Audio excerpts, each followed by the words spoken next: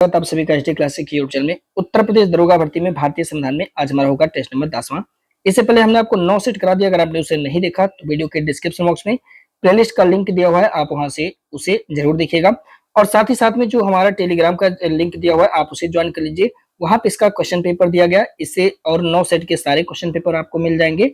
वहां से आप पहले एक से लेकर के सारे क्वेश्चन पेपर को सॉल्व करना खुद से, उसके बाद आंसर की मिलाना और एक्सप्लेनेशन देखना, पढ़ते पढ़ते आना, तब आप टेस्ट नंबर 10 तक आना, क्योंकि कंटिन्यूटी बनाएंगे, क्योंकि ये पूरा चैप्टर वाइज आपका टेस्ट चलता है साथी। ठीक है, देखिए चलिए हम बढ़ते हैं। आज का जो हमारा नेक्स्ट टॉपिक है, आपको पता होगा साथी, जैसा कि हम लोग भारतीय संविधान के भाग 5 को पढ़ रहे थे, और भाग 5 में आप जानते हैं हमने आपको अध्याय 1 पढ़ाया, जिसमें हमने संघ की कार्यपालिका शक्ति के बारे में आपको पढ़ाया था। ठीक है, यानी संघ की कार्यपालिका शक्ति में हम लोगों ने खत्म किया साथी इसमें। ठीक है, फिर अध्याय 2 हमने आपको पढ़ाया, जिसमें हम लोगों ने संसद के बारे में खत्म किया। तो आप जानते हैं साथी, संघ की कार्यपालिका वाला जो हमारा सिस्टम था, ये 52 से लेकर के कहां तक था, 78 तक था आर्टिकल में अगर आप जाएंगे। ठीक है, जबकि संसद वाला जो हमारा पोर्शन था वो आपने देखा, संसद कहां से स्टार्ट हुआ, तो आपको सर 79 से 122 तक आपने इसको कराया था। ठीक है, 122 तक आपने कराया था। फिर आप कहोगे सर आपने जब अध्याय 3 पढ़ाया था, तो अध्याय 3 में आपने अध्यादेश के बारे में पढ़ाया था। ठीक है, क्या पढ़ाया था आपने, अध्यादेश के बारे में पढ़ाया था, जो कि आर्टिकल 123 में दिया हुआ है। आप कहोगे हाँ सर ये सब हमने पढ़ा दिया। अब यहाँ पे जो हमारा क्लास होगा अगला साथी, वो होगा हमारा भाग 4, और इस भाग 4 में हम लोग जो पढ़ने वाले हैं वो होगा आर्टिकल 124 से 127 तक में, सॉरी साथी 147 तक। ठीक है, 124 से 147, और ये है साथी हमारा सुप्रीम कोर्ट यानी उच्चतम न्यायालय। यहाँ पे हम अध्याय 4 में पढ़ेंगे उच्चतम न्यायालय, जो कि भारतीय संविधान के अनुच्छेद 124 से 147 तक में दिया हुआ है। उम्मीद करता हूं कि आपको ये पॉइंट समझ में आ रहा होगा। फिर हम इसके बाद जो पढ़ेंगे साथी वह हमारा होगा भाग 5 का अध्याय 5, और इसमें हम पढ़ते हैं साथी सीएजी यानी नियंत्रक और महालेखा परीक्षक के बारे में। ठीक है, क्लियर हो रहा है ना पॉइंट, ऐसे ही हम लोग आगे बढ़ते चलेंगे। इस प्रश्न का जवाब क्या होगा, तो आप कहोगे सर सी हो जाएगा यहाँ पर राइट आंसर। ठीक है, देखिए आप लोग अच्छा ये बात तो जानते होंगे कि भारत की जो शासन प्रणाली वो कैसी है। कहोगे सर भारत की शासन प्रणाली तो संघीय है, लेकिन हमारी जो न्यायपालिका है वो एकीकृत बेस पर काम करती है। और अगर हम देखेंगे तो हमारी जो न्यायपालिका का जो संगठन है वह शंकु की आकृति का है। अब ये इसका क्या मतलब होता है, तो अगर आप देखेंगे तो भारत में न्यायपालिका का जो बेस है कुछ इस तरह से बना हुआ है, और यहाँ पे जो इसका शिखर है साथी, यहाँ पे आप कहोगे सर शिखर पे हम सुप्रीम कोर्ट को पाते हैं। फिर इसके नीचे अगर आप आएंगे तो यहाँ पे सभी राज्यों में हाई कोर्ट है वो पाएंगे। फिर हाई कोर्ट के नीचे अगर जाएंगे तो साथी तो जो हमारे अधीनस्थ न्यायालय होंगे हम इसको पाते हैं। ठीक है, तो इस तरह से शंकु के आकार का संगठन है हमारे यहाँ न्यायपालिका का। बस इतना आपको पॉइंट थोड़ा सा ध्यान रखना होगा साथी। ठीक है, अब अधीनस्थ न्यायालय में जिला न्यायालय, दीवान न्यायालय, ये सारे न्यायालय आते हैं। उनकी चर्चा जब हम उच्च न्यायालय कराएंगे तो उसी के साथ साथ में अधीनस्थ न्यायालय और ट्रिब्यूनल्स यानी अधिकरण जो होते हैं, आपने एनजीटी नेशनल ग्रीन ट्रिब्यूनल पढ़ा होगा, तो वो सारे अधिकरण को भी हम कवर करेंगे जब हम आपको उच्च न्यायालय पढ़ाएंगे। ठीक है, घबराइएगा मत, आने दीजिए उसका समय तब। अगला प्रश्न करा कि निम्नलिखित कथनों पर विचार कीजिए। करा कि भारत में उच्चतम न्यायालय की स्थापना का है 26 जनवरी 1950 को हुई थी। यहाँ पे स्थापना का है, इसको याद रखिएगा, क्योंकि अगर उद्घाटन कह देता ना तो हम 28 जनवरी मार देते हैं। देखिएगा, उद्घाटन कहता तो हम 28 जनवरी मार देते हैं, जबकि स्थापना की बात होगी तो हम 26 जनवरी ही मारते हैं साथी। ठीक है, ध्यान रखेंगे इस बात को। अच्छा, तो ये बात तो बिल्कुल सही है। भारत में सर्वोच्च न्यायालय के न्यायाधीश के लिए सेवानिवृत्ति की आयु कितनी होनी चाहिए, 65 वर्ष होनी चाहिए। ये बात भी सही है, दोनों विकल्प आपके सही हैं, सी आंसर हो जाएगा इस प्रश्न का राइट आंसर। ठीक है, देखिए अब हम थोड़ा सा आगे बढ़ते हैं, और उससे पहले कुछ चीजें हम समझ लेते हैं जो हमारे एग्जाम में आएगा, इसे आपको थोड़ा सा समझना होगा। देखिए मेरे भाई, अगर हम आर्टिकल 124 को पढ़ें तो यही बस एक पढ़ने वाला होता है। ठीक है, बाकी तो सब अभी थोड़ा थोड़ा आप पढ़ेंगे। तो इसमें कुल 7 प्रोविजन दिए गए हैं, यानी 124 का 1, 124 का 2, 3, 4, 5, 6, 7, तो हम सातों तक पढ़ेंगे, बड़े इत्मीनान से आप समझिएगा। देखिएगा 124 का 1 क्या कहता है, पहली बात तो जानिएगा 124 में है क्या, तो उच्चतम न्यायालय की स्थापना और इसके गठन के बारे में सारा प्रोविजन दिया गया है। 124 का 1 कहता है कि भाई सुनो, देखो भारत का एक उच्चतम न्यायालय होगा। जैसे आर्टिकल 52 कहता है कि भारत का एक राष्ट्रपति होगा, ऐसे ही ये कहते हैं कि भारत का एक उच्चतम न्यायालय होगा। ठीक है, चलो ये मूल संविधान में लिखा है, इस बात को ध्यान रखना। और क्या लिखता है, जो उसमें मुख्य न्यायाधीश होगा, और जब तक संसद विधि द्वारा अधिक संख्या विहित नहीं करती तब तक 7 से अनधिक अन्य न्यायाधीश से मिलकर बनेगा। ये बात मूल संविधान में लिखा गया था, मेरी भाषा में समझना। मूल संविधान में क्या कहता है कि भाई सुनो, भारत का एक सुप्रीम कोर्ट होगा, और इसमें 1 होंगे मुख्य न्यायाधीश और 7 होंगे अन्य न्यायाधीश। यानी अगर आप देखेंगे तो एक तरह से सवाल आपसे पूछ सकता है कि मूलतः संविधान में कितने मुख्य न्यायाधीश की बात की गई थी। तो अगर ऑप्शन में 7 होगा तब तो चलो ठीक है, ठीक है, मतलब कितने न्यायाधीश की बात की गई थी, ऑप्शन में 7 हो सकता है। अगर ऑप्शन में 7 प्लस 1 दे देगा यानी 8 दे देगा तब थोड़ा कंफ्यूजन बनेगा। तो सवाल पर जाना, ठीक है, वहां पे या तो 7 देगा या तो 8 देगा, दोनों एक साथ देगा तो सवाल गलत कर देगा। क्योंकि अगर कहेगा मुख्य न्यायाधीश सहित कितने थे तब तो 8 हो जाएगा, और अगर कहेगा मुख्य न्यायाधीश रहित कितने हैं तब साथियों 7 रहेगा। इसको थोड़ा सा ध्यान रखिएगा।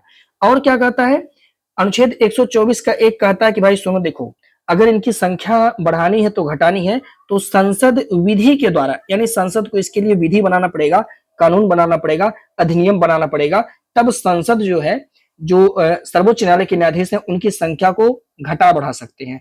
तो संसद पीछे कहां हटे, संसद ने भी कहा ठीक है हम विधि बनाएंगे। संसद ने सर्वोच्च न्यायालय न्यायाधीशों की संख्या अधिनियम 1956 पारित किया। ज्यादा दिन नहीं हुआ, 6वें साल में ये वाला रूल फॉलो कर दिया संसद ने। तो अगर आपसे पूछेगा कि ये अधिनियम कब पारित किया गया तो आप बताना 1956 में। उसके बाद क्या था, फिर संसद ने कमाल धमाल करना शुरू कर दिया।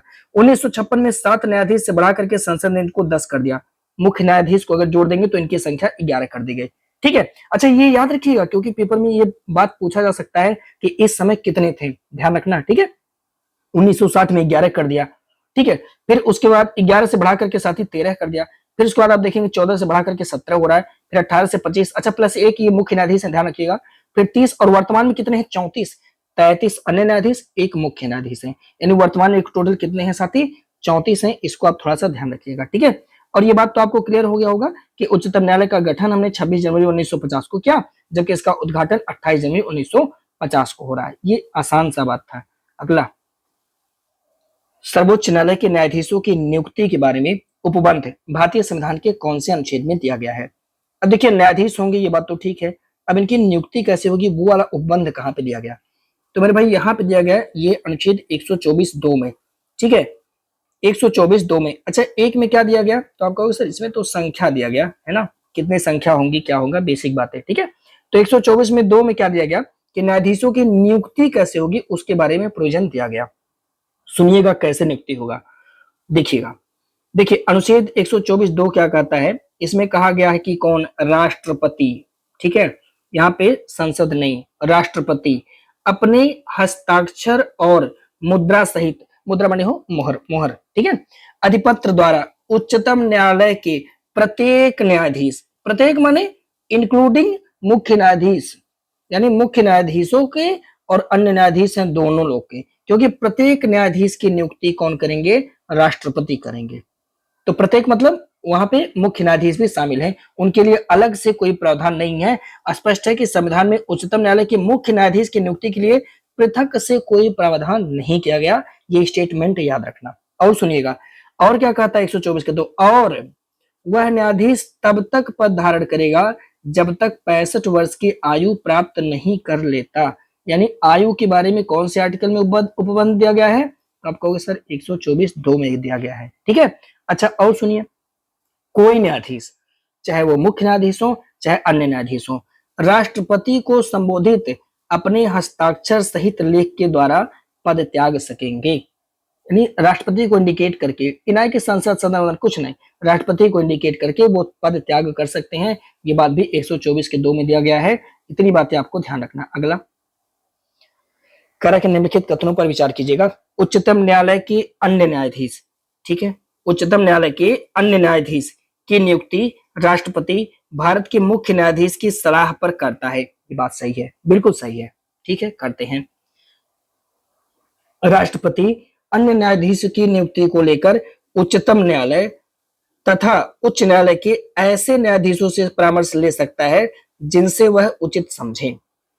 यानी क्या ऐसा राष्ट्रपति जी कर सकते हैं, तो हाँ ये बात भी सही है। देखिएगा ध्यान दीजिएगा, दोनों स्टेटमेंट से यहाँ कंफ्यूजन बनेगा, सी आंसर हो जाएगा आपका सही जवाब। ठीक है, कंफ्यूजन लेकिन नहीं बनाना है, थोड़ा सा ध्यान से इसको समझ लीजिएगा। देखिए अन्य न्यायाधीश की अगर हम बात करें तो उच्चतम न्यायालय के अन्य न्यायाधीश की मान लीजिए नियुक्ति करनी है तो राष्ट्रपति जी क्या करेंगे, सबसे पहली बात तो मुख्य न्यायाधीश से सलाह लेंगे। ये बात क्लियर है, ठीक है, पहली बात तो ये बात है।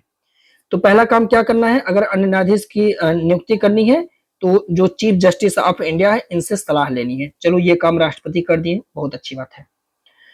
और क्या कर सकते हैं, और राष्ट्रपति को क्या करना होगा, इसके लिए राष्ट्रपति एक काम और कर सकते हैं, परामर्श ले सकते हैं। किससे परामर्श लेंगे, उच्चतम न्यायालय तथा उच्च न्यायालय के ऐसे न्यायाधीशों से परामर्श ले सकते हैं जिनसे वो परामर्श लेना चाहें। अगर इनका मन कर रहा है राष्ट्रपति जी का, महामहिम का, कि हम किसी और से पूछना चाहते हैं, तो वो परामर्श ले सकते हैं। किससे, चाहे वो उच्च न्यायालय का हो, चाहे वो उच्चतम न्यायालय के अन्य न्यायाधीशों से परामर्श ले सकते हैं। तो ये चलो ठीक है, बात मजे की है।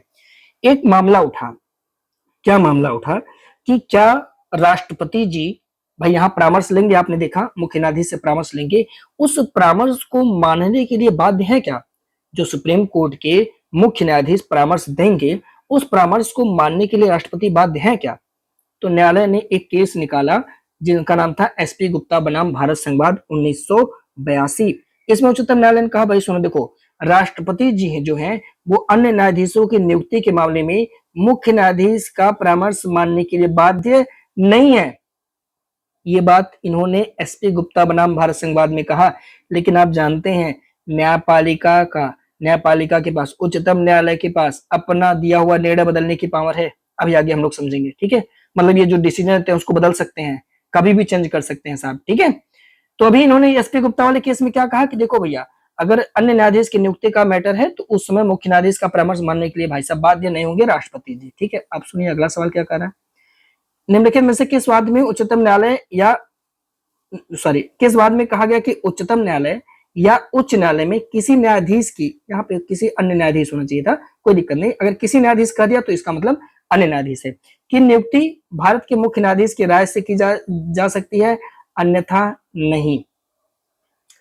अब सुनिएगा, न्यायपालिका ने एक वाद में ऐसा कहा कि अगर उच्चतम न्यायालय या उच्च न्यायालय में किसी न्यायाधीश की नियुक्ति करनी है तब मुख्य न्यायाधीश से राय से ही की जाएगी, अन्यथा नहीं। इसका मतलब क्या होगा, इसका मतलब साफ हो गया कि अगर ये राय नहीं देगा तो आप नहीं कर सकते हैं, राष्ट्रपति नहीं कर सकते, यानी राष्ट्रपति को मानने के लिए बाध्य कर दिया गया।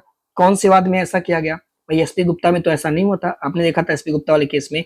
तो साथियों, supreme court advocate on record बनाम भारत संघ 1993, इसमें न्यायपालिका ने कहा कि भाई सुनिए देखिए बात इतनी सी है, ये वाले केस में न्यायपालिका ने कहा देखिए बात इतनी सी है कि अगर आपको उच्चतम न्यायालय या उच्च न्यायालय में किसी न्यायाधीश की नियुक्ति करनी है तो भारत के मुख्य न्यायाधीश के राय से ही की जा सकती है, अन्यथा नहीं।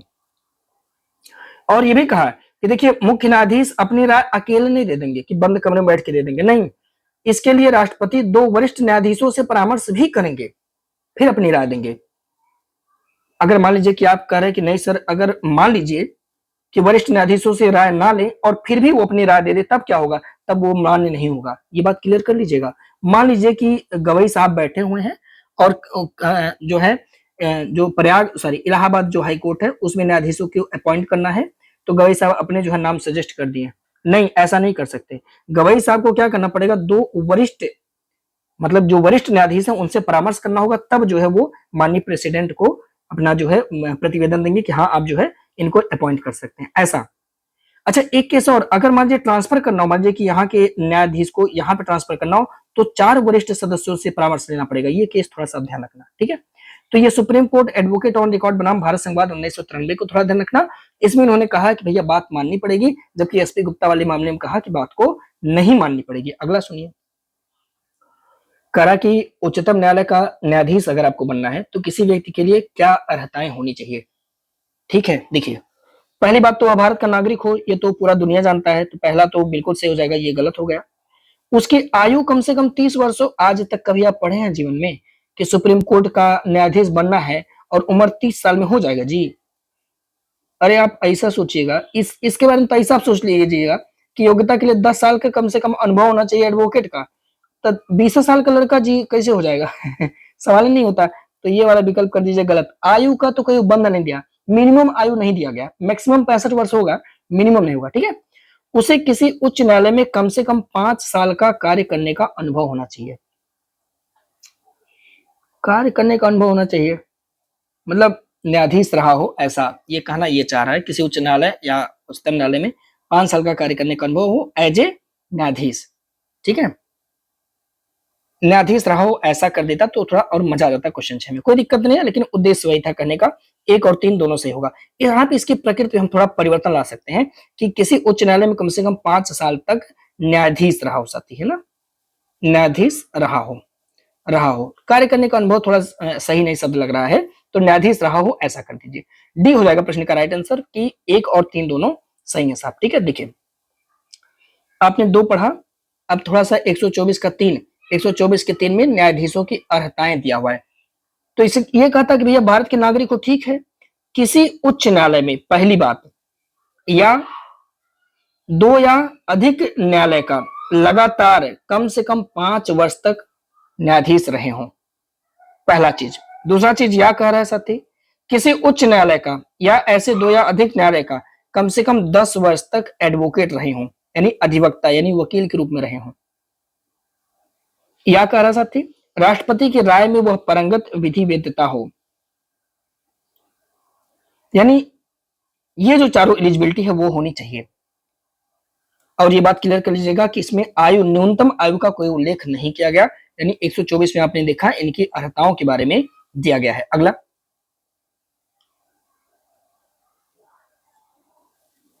कह साथी कि सर्वोच्च न्यायालय के न्यायाधीश को हटाने के लिए निम्नलिखित में से कौन सा तरीका है? अच्छा, कैसे हट सकते हैं? सिद्ध कदाचार या अक्षमता और भारत के राष्ट्रपति आदेश द्वारा, सिद्ध कदाचार या अक्षमता और भारत के राष्ट्रपति आदेश द्वारा, सर्वोच्च न्यायालय की न्यूनतम 12 सदस्यीय पीठ द्वारा। ये यूपीएसआई का क्वेश्चन है, 2021 में शायद पूछा गया था। आई थिंक ये क्वेश्चन पूछा गया था। तो ये सर्वोच्च न्यायालय की न्यूनतम 12 सदस्यीय पीठ के द्वारा तो कोई मतलब नहीं है, ये तो हटा दीजिए। आप जानते हैं सिद्ध कदाचार या अक्षमता के आधार पर इनके ऊपर महाभियोग लगाया जाता है। ठीक है, किसके ऊपर? सर्वोच्च न्यायालय के न्यायाधीश के ऊपर। अभी तक किसी पर लगा नहीं है, लेकिन लगाया जाता है। अभी एक लोग चर्चा में थे ना, उनका पता नहीं क्या हुआ, हिसाब किताब अभी तक समझ में नहीं आया। तो पहला सही हो जाएगा, दूसरा गलत हो जाएगा, केवल एक मार दीजिएगा, आंसर आपका सही हो जाएगा पहला। ठीक है, देखिएगा कैसे हटाया जा सकता है। ये बात 2 जगह दिखेगा, एक तो अनुच्छेद 124(4) में और 124(5) में। कैसे दिखेगा? देखिएगा 124(4) क्या कहता है कि भाई सुनो, देखो राष्ट्रपति, कौन? राष्ट्रपति आदेश के द्वारा उच्चतम न्यायालय के न्यायाधीश को उसके पद से हटा सकते हैं। लेकिन राष्ट्रपति ऐसा तभी कर सकते हैं जब इस प्रकार हटाए जाने हेतु संसद द्वारा उसी सत्र में ऐसा संबोधन किया गया हो।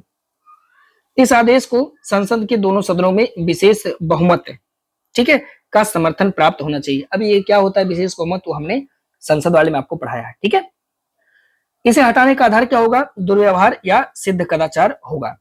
मेरी भाषा में सुनिएगा, देखिए अगर हमें उच्चतम न्यायालय के किसी न्यायाधीश को हटाना है तो हमें सबसे पहले क्या करना पड़ेगा? सबसे पहले तो संसद में एक प्रस्ताव लाया जाएगा, एक संबोधन लाया जाएगा। फिर उस संबोधन पर साथियों, ठीक है, मान लीजिए संबोधन आ गया राष्ट्रपति महोदय से, उसी सत्र में इस संबोधन को, इसी सत्र में चर्चा भी हम करेंगे। ठीक है, और इस पर संसद के दोनों सदनों द्वारा विशेष बहुमत की जरूरत पड़ेगी, सामान्य बहुमत नहीं, विशेष बहुमत की जरूरत पड़ेगी। यानी सदन में जितने सदस्य होंगे, कुल सदस्यता का बहुमत। इसका क्या मतलब है? आप कंफ्यूजन मत होइएगा। जैसे मान लीजिए संसद है, लोकसभा, वहां पे कितने लोग हैं? 550। तो कुल सदस्यों का बहुमत ही होना चाहिए कि एक आधा आप कर लीजिए। ठीक है, तो अगर आप देखेंगे तो लगभग में 225, 450 हो गया हो, 275 करिए, अरे रुक जाइए, तो कितना हो जाएगा? इसका आधा करिए, यानी 275 अगर मेंबर रहते हैं तो ये हो जाएगा ना 550। अब इसमें से एक मेंबर और जोड़ दीजिए, ऐसे समझिएगा, कंफ्यूजन मत लीजिएगा। मान लीजिए कि कहीं कोई सभा है जिसमें 200 सदस्य हैं, तो 100 प्लस 1 सदस्य अगर हो जाते हैं, यानी 101 सदस्य हो जाते हैं, तो इसी को कहा जाता है कुल सदस्यता का बहुमत। ठीक है, और इसके साथ साथ सदन के उपस्थित एवं मतदान देने वाले सदस्यों का 2/3 बहुमत चाहिए। यानी जितने लोग उपस्थित हैं, मान लीजिए कि 50 लोग उपस्थित है, इसका 2/3 इतना मत और चाहिए। इसी को हम बोलते हैं साथी विशेष बहुमत। ठीक है, इनका समर्थन प्राप्त होना चाहिए इस प्रकार के किसी आदेश के लिए। और हटाने का आधार क्या होना चाहिए? दुर्व्यवहार या सिद्ध कदाचार, इसी के आधार पर हटा सकते हैं और कोई आधार नहीं है। अभी घबराइएगा मत। और देखिए और आगे आगे करा साथी कि निम्नलिखित में से कौन सा अधिनियम महाभियोग की प्रक्रिया द्वारा उच्चतम न्यायालय के न्यायाधीश को हटाने से संबंधित प्रक्रिया को नियंत्रित करती है। ठीक,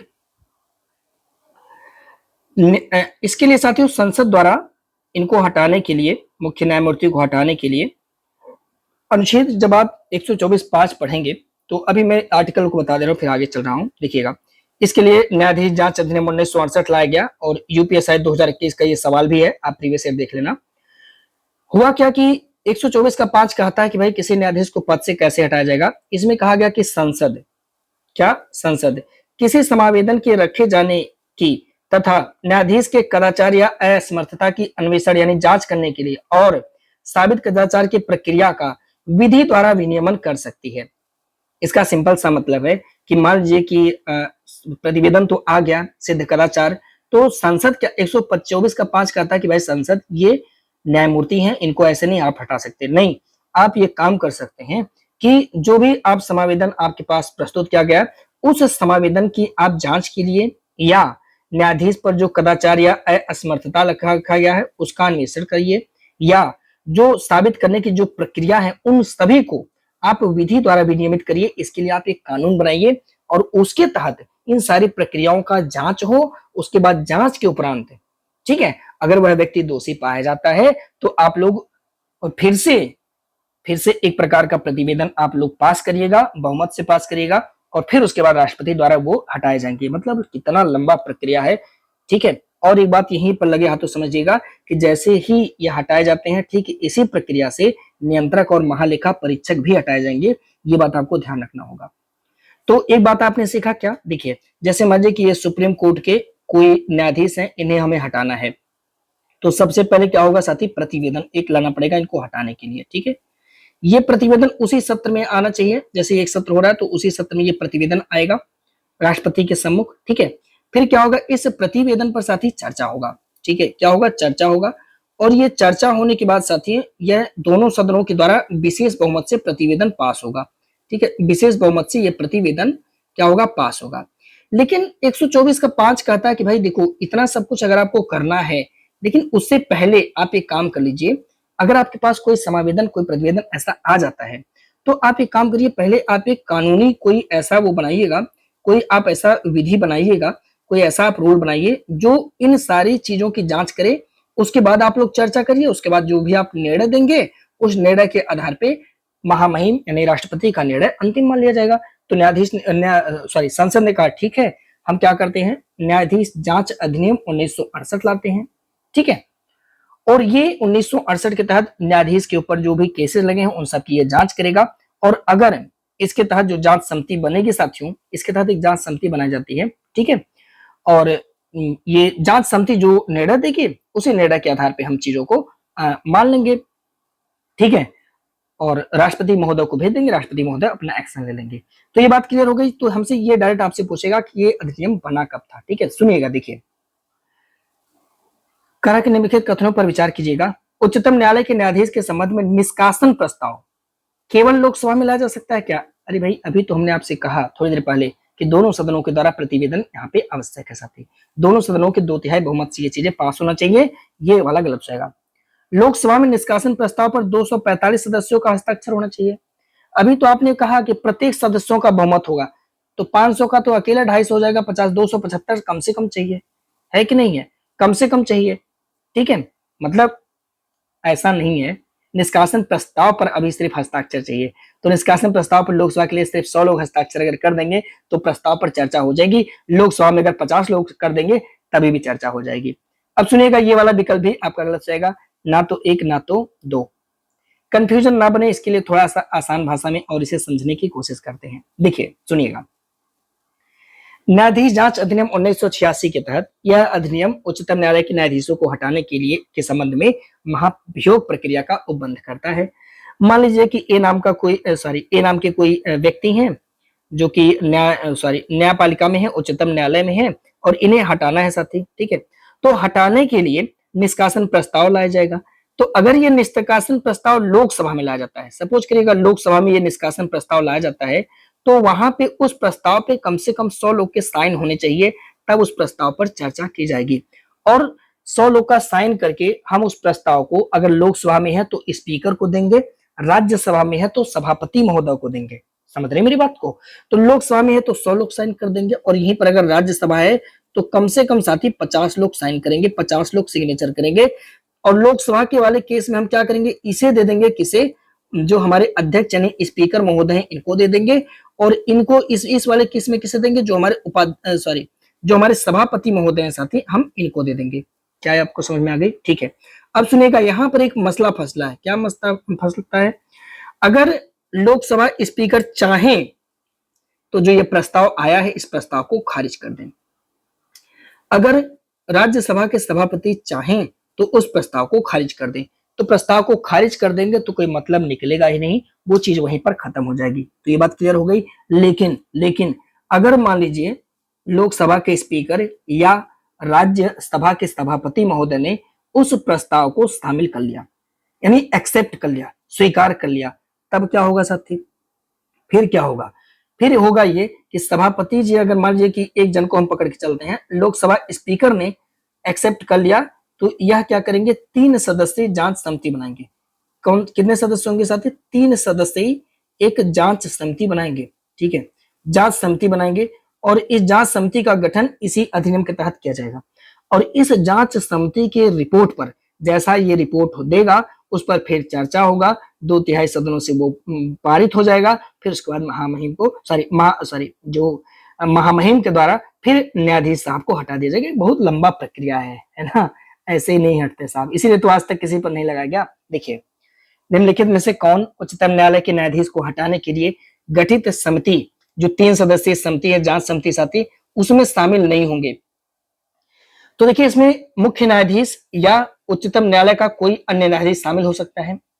अगर मुख्य न्यायाधीश को ही हटाना है तो किसी अन्य न्यायाधीश को कर देंगे, अन्य न्यायाधीश को हटाना है तो मुख्य न्यायमूर्ति को कर देंगे। किसी उच्च न्यायालय का मुख्य न्यायाधीश हो सकते हैं, मुख्य न्यायाधीश होंगे, यहाँ ध्यान रखिएगा। प्रतिष्ठित न्यायविद शामिल हो सकते हैं। केंद्रीय मंत्रिपरिषद का विधि सदस्य जैसा कोई उपबंध नहीं है, तो ये वाला आप सही कर दीजिए, डी हो जाएगा राइट आंसर। हालांकि मंत्रिपरिषद में एक विधि सदस्य होता है, जैसा कि मैंने आपसे पहले भी शायद महान्यायवादी वाले केस में बताया था, लेकिन ये गठित जो जांच समिति होती है न्यायाधीश को हटाने में, उसमें शामिल नहीं होते। तो इस प्रकार डी आंसर आपका सही हो जाएगा। देखिएगा कौन कौन शामिल होते हैं वो आपने देख ही लिया। मुख्य न्यायाधीश या उच्चतम न्यायालय का कोई न्यायाधीश, किसी उच्च न्यायालय का मुख्य न्यायाधीश, किसी उच्च न्यायालय का मुख्य न्यायाधीश, ये देखिएगा 2 बार हो चुका है। ठीक है, हटा दीजिएगा। या प्रतिष्ठित कोई न्यायविद, क्या प्रतिष्ठित कोई न्यायविद होना चाहिए। ठीक है, और आपने देखा कि यदि समिति न्यायाधीश को दुर्व्यवहार का दोषी या असक्षम पाती है तो सदन इस प्रस्ताव पर विचार कर सकता है। ठीक है, करेगा। दोनों सदन के विशेष बहुमत से पारित होने के बाद प्रस्ताव को राष्ट्रपति के पास भेजा जाएगा तथा वह न्यायाधीश को हटाने का आदेश देते हैं, वो हमने आपको बताया। ठीक है, अगला क्वेश्चन करते हैं, 10वां प्रश्न साथियों। क्वेश्चन करा कि भारतीय संसद द्वारा राष्ट्रीय न्यायिक नियुक्ति आयोग का गठन कब किया गया था। देखिए, हुआ क्या साथी, आप जानते हैं कि जो मुख्य न्यायाधीश और न्यायाधीश हैं वह एक कॉलेजियम सिस्टम से अपना जो है कॉलेजियम सिस्टम इनका होता है साथी, और उसी सिस्टम से मुख्य न्यायमूर्ति का चयन ये लोग करते हैं, और वरिष्ठता के आधार पे वहां पे चयन किया जाता है, वरिष्ठता के आधार पे चुना जाता है मुख्य न्यायाधीश को। इसी को हम कॉलेजियम सिस्टम बोलते हैं, और भी इसमें उपबंध होते हैं। लेकिन जब मोदी गवर्नमेंट आई थी तो मोदी जी को थोड़ा सा हस्तक्षेप करना था, तो मोदी जी ने एक विधेयक पारित किया, या यूं कहिए कि 99 संविधान संशोधन अधिनियम लाया साथी, और इस अधिनियम के तहत एक आयोग बनाया जिसका नाम था राष्ट्रीय यानी नेशनल जुडिशरी अपॉइंटमेंट, ठीक है, और कमीशन। ठीक है, तो ये इन्होंने बनाया, और इसके आधार पर इन्होंने अपना पूरा सिस्टम, पूरा जाल बिछाया, रचा, ताकि हम जो है इस आयोग की मदद से मुख्य न्यायाधीश और अन्य न्यायाधीशों की नियुक्ति कर सकें। तो इन्होंने एक कानून के तहत जामा पहनाने की कोशिश की, लेकिन 2015 में ऐसा ये वाला अधिनियम ये लाए थे। लेकिन दुर्भाग्य ये था कि न्यायपालिका के पास, आप जानते हैं, बहुत अथाह शक्ति है साथी, अथाह नहीं कहा जा सकता, लेकिन अपने ऊपर पड़ने वाले विपद से बचने की शक्ति है। अंततः न्यायालय ने इस राष्ट्रीय न्याय नियुक्ति आयोग को खारिज कर दिया और कहा कि इससे न्यायालय की स्वतंत्रता पर प्रभाव पड़ेगा। ये वाला मैटर दे करके इस वाले जो ये इन्होंने लाया था राष्ट्रीय न्यायिक नियुक्ति आयोग, इस व्यवस्था को असंवैधानिक मानते हुए 13 अप्रैल 2015 को ये व्यवस्था केंद्र सरकार ने लागू किया था, लेकिन 2015 में ही सर्वोच्च न्यायालय ने इस व्यवस्था को असंवैधानिक मानते हुए रद्द कर दिया। तो हमसे ये पूछा जाएगा कि कब लाया गया था, तो 13 अप्रैल 2015 को 99 संविधान संशोधन अधिनियम 2014 के तहत सर्वोच्च न्यायालय एवं उच्च न्यायालय के न्यायाधीशों की नियुक्ति के लिए कोलिजियम प्रणाली को हटा करके उसके जगह पे राष्ट्रीय न्याय नियुक्ति आयोग की व्यवस्था केंद्र सरकार द्वारा की गई थी, लेकिन उसे सुप्रीम कोर्ट ने नहीं माना और सुप्रीम कोर्ट ने कहा कि यह जो है न्यायपालिका की स्वतंत्रता पर प्रहार करेगा और यह असंवैधानिक है, इस कारण से उसे रद्द कर दिया गया। ठीक है, मतलब मोदी जी का ये वाला सपना पूरा नहीं हो सका। अगला, उच्चतम न्यायालय के न्यायाधीश को शपथ कौन दिलाता है? बहुत ही आसान सा सवाल है। देखिएगा, शपथ कौन दिलाता है साथी? आप सभी लोग जानते हैं कि राष्ट्रपति के द्वारा इन्हें शपथ दिलाया जाता है। तो सी हो जाएगा प्रश्न का राइट आंसर, सही जवाब। देखिएगा अगला, हमने अनुच्छेद 124 का 4 पढ़ा, 5 पढ़ा, अब हम 6 को देखते हैं। इसमें उच्चतम न्यायालय के न्यायाधीशों का शपथ या उनके द्वारा जो प्रतिज्ञा लिया जाएगा उसके बारे में है। इसमें कहा गया कि उच्चतम न्यायालय का न्यायाधीश होने के लिए नियुक्त प्रत्येक व्यक्ति अपना पद ग्रहण करने के पहले राष्ट्रपति या इनके द्वारा इस काम के लिए नियुक्त किसी व्यक्ति के समक्ष तीसरी अनुसूची में जो प्रारूप दिया गया है उसके अनुसार शपथ लेंगे। तो स्पष्ट करेंगे कि उच्चतम न्यायालय के न्यायाधीश किसके सामने अगर पूछेगा शपथ लेंगे तो जवाब होगा राष्ट्रपति। अगर मान लीजिए कि राष्ट्रपति विकल्प नहीं है तब ऐसा व्यक्ति जिसे राष्ट्रपति ऐसे काम के लिए चुने। कौन सी अनुसूची में दिया गया है प्रारूप? तो आप कहोगे सर तीसरी अनुसूची में जो प्रारूप दिया गया है उसी प्रारूप पर ये काम करेंगे।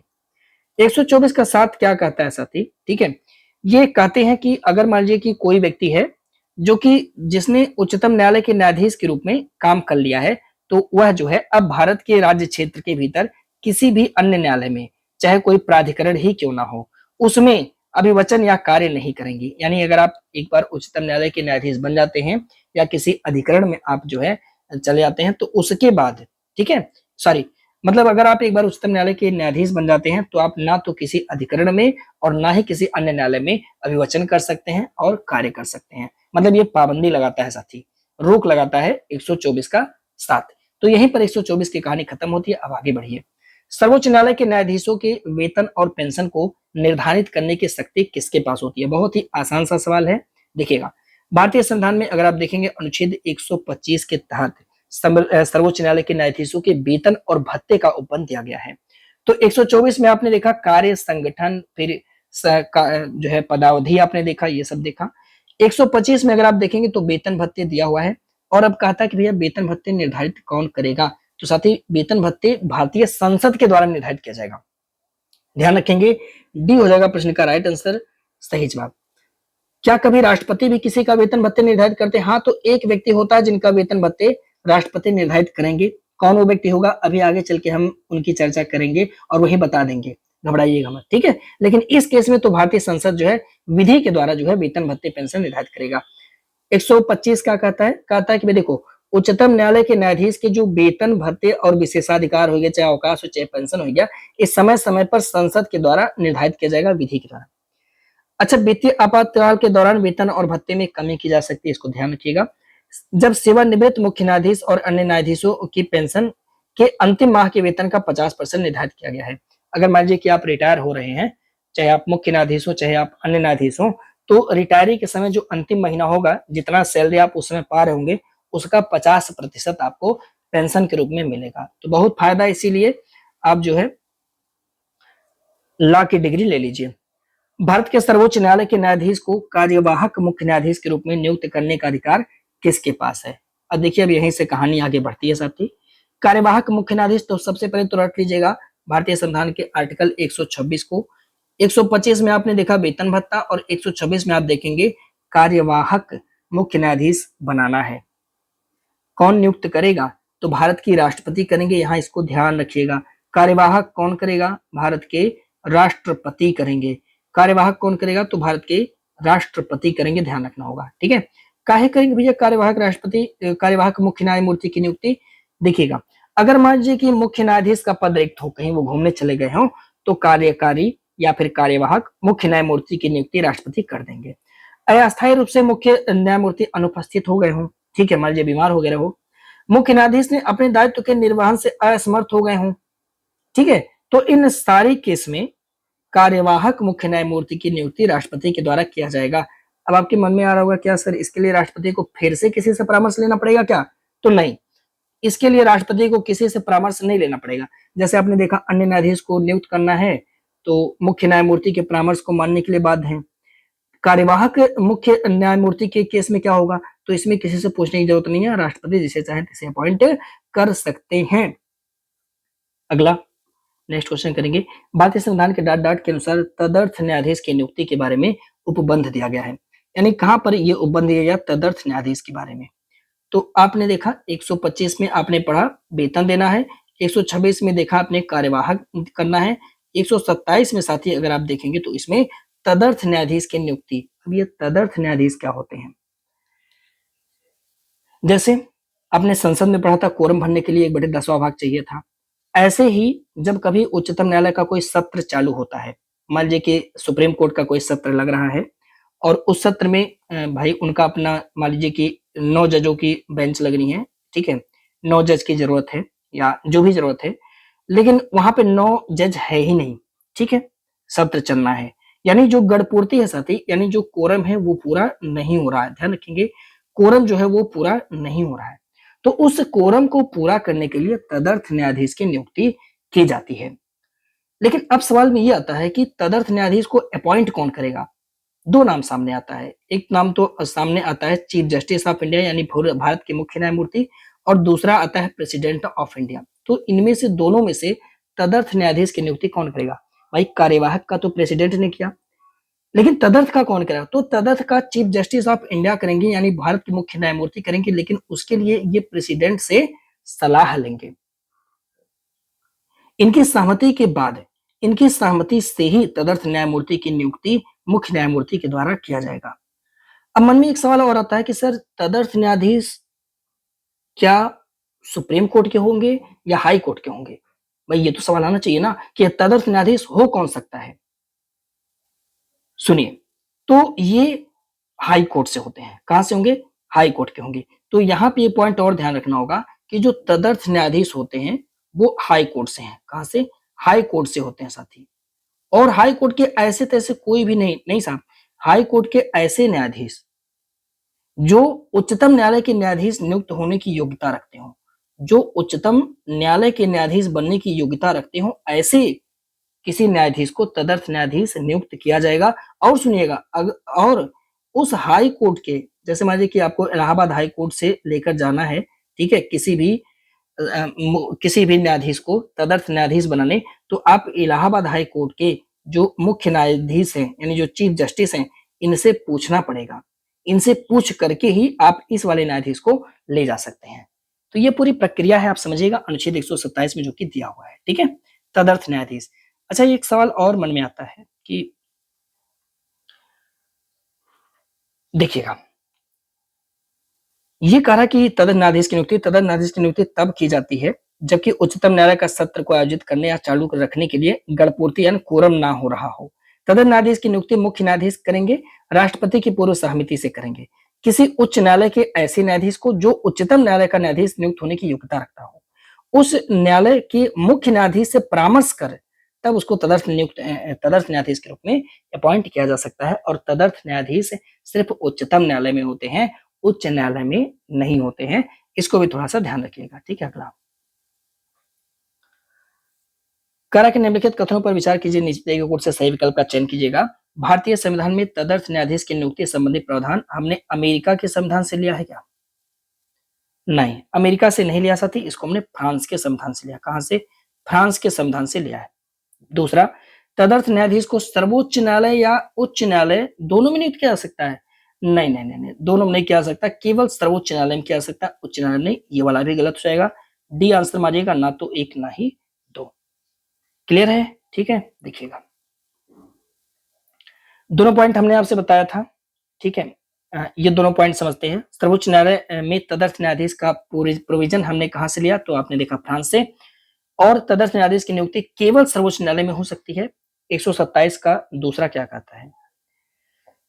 ये दूसरा ये कहता कि देखो भैया, जब उच्च न्यायालय का कोई न्यायाधीश तदर्थ न्यायाधीश के रूप में काम करेगा ना, तो उसके पास वही अधिकारिता होगा। अभी आगे हम आपको पढ़ाएंगे आर्टिकल 131 के तहत प्रारंभिक अधिकारिता, फिर आर्टिकल 132 के तहत जो अपीलीय अधिकारिता है, फिर उसके बाद आर्टिकल 143 के तहत जो परामर्शी अधिकारिता है, तो वो सारी अधिकारिता उस उच्च न्यायालय के न्यायाधीश को भी होगा जब वो तदर्थ न्यायाधीश के रूप में काम करेगा, यानी वो सारी अधिकारिता उसके पास भी होती है।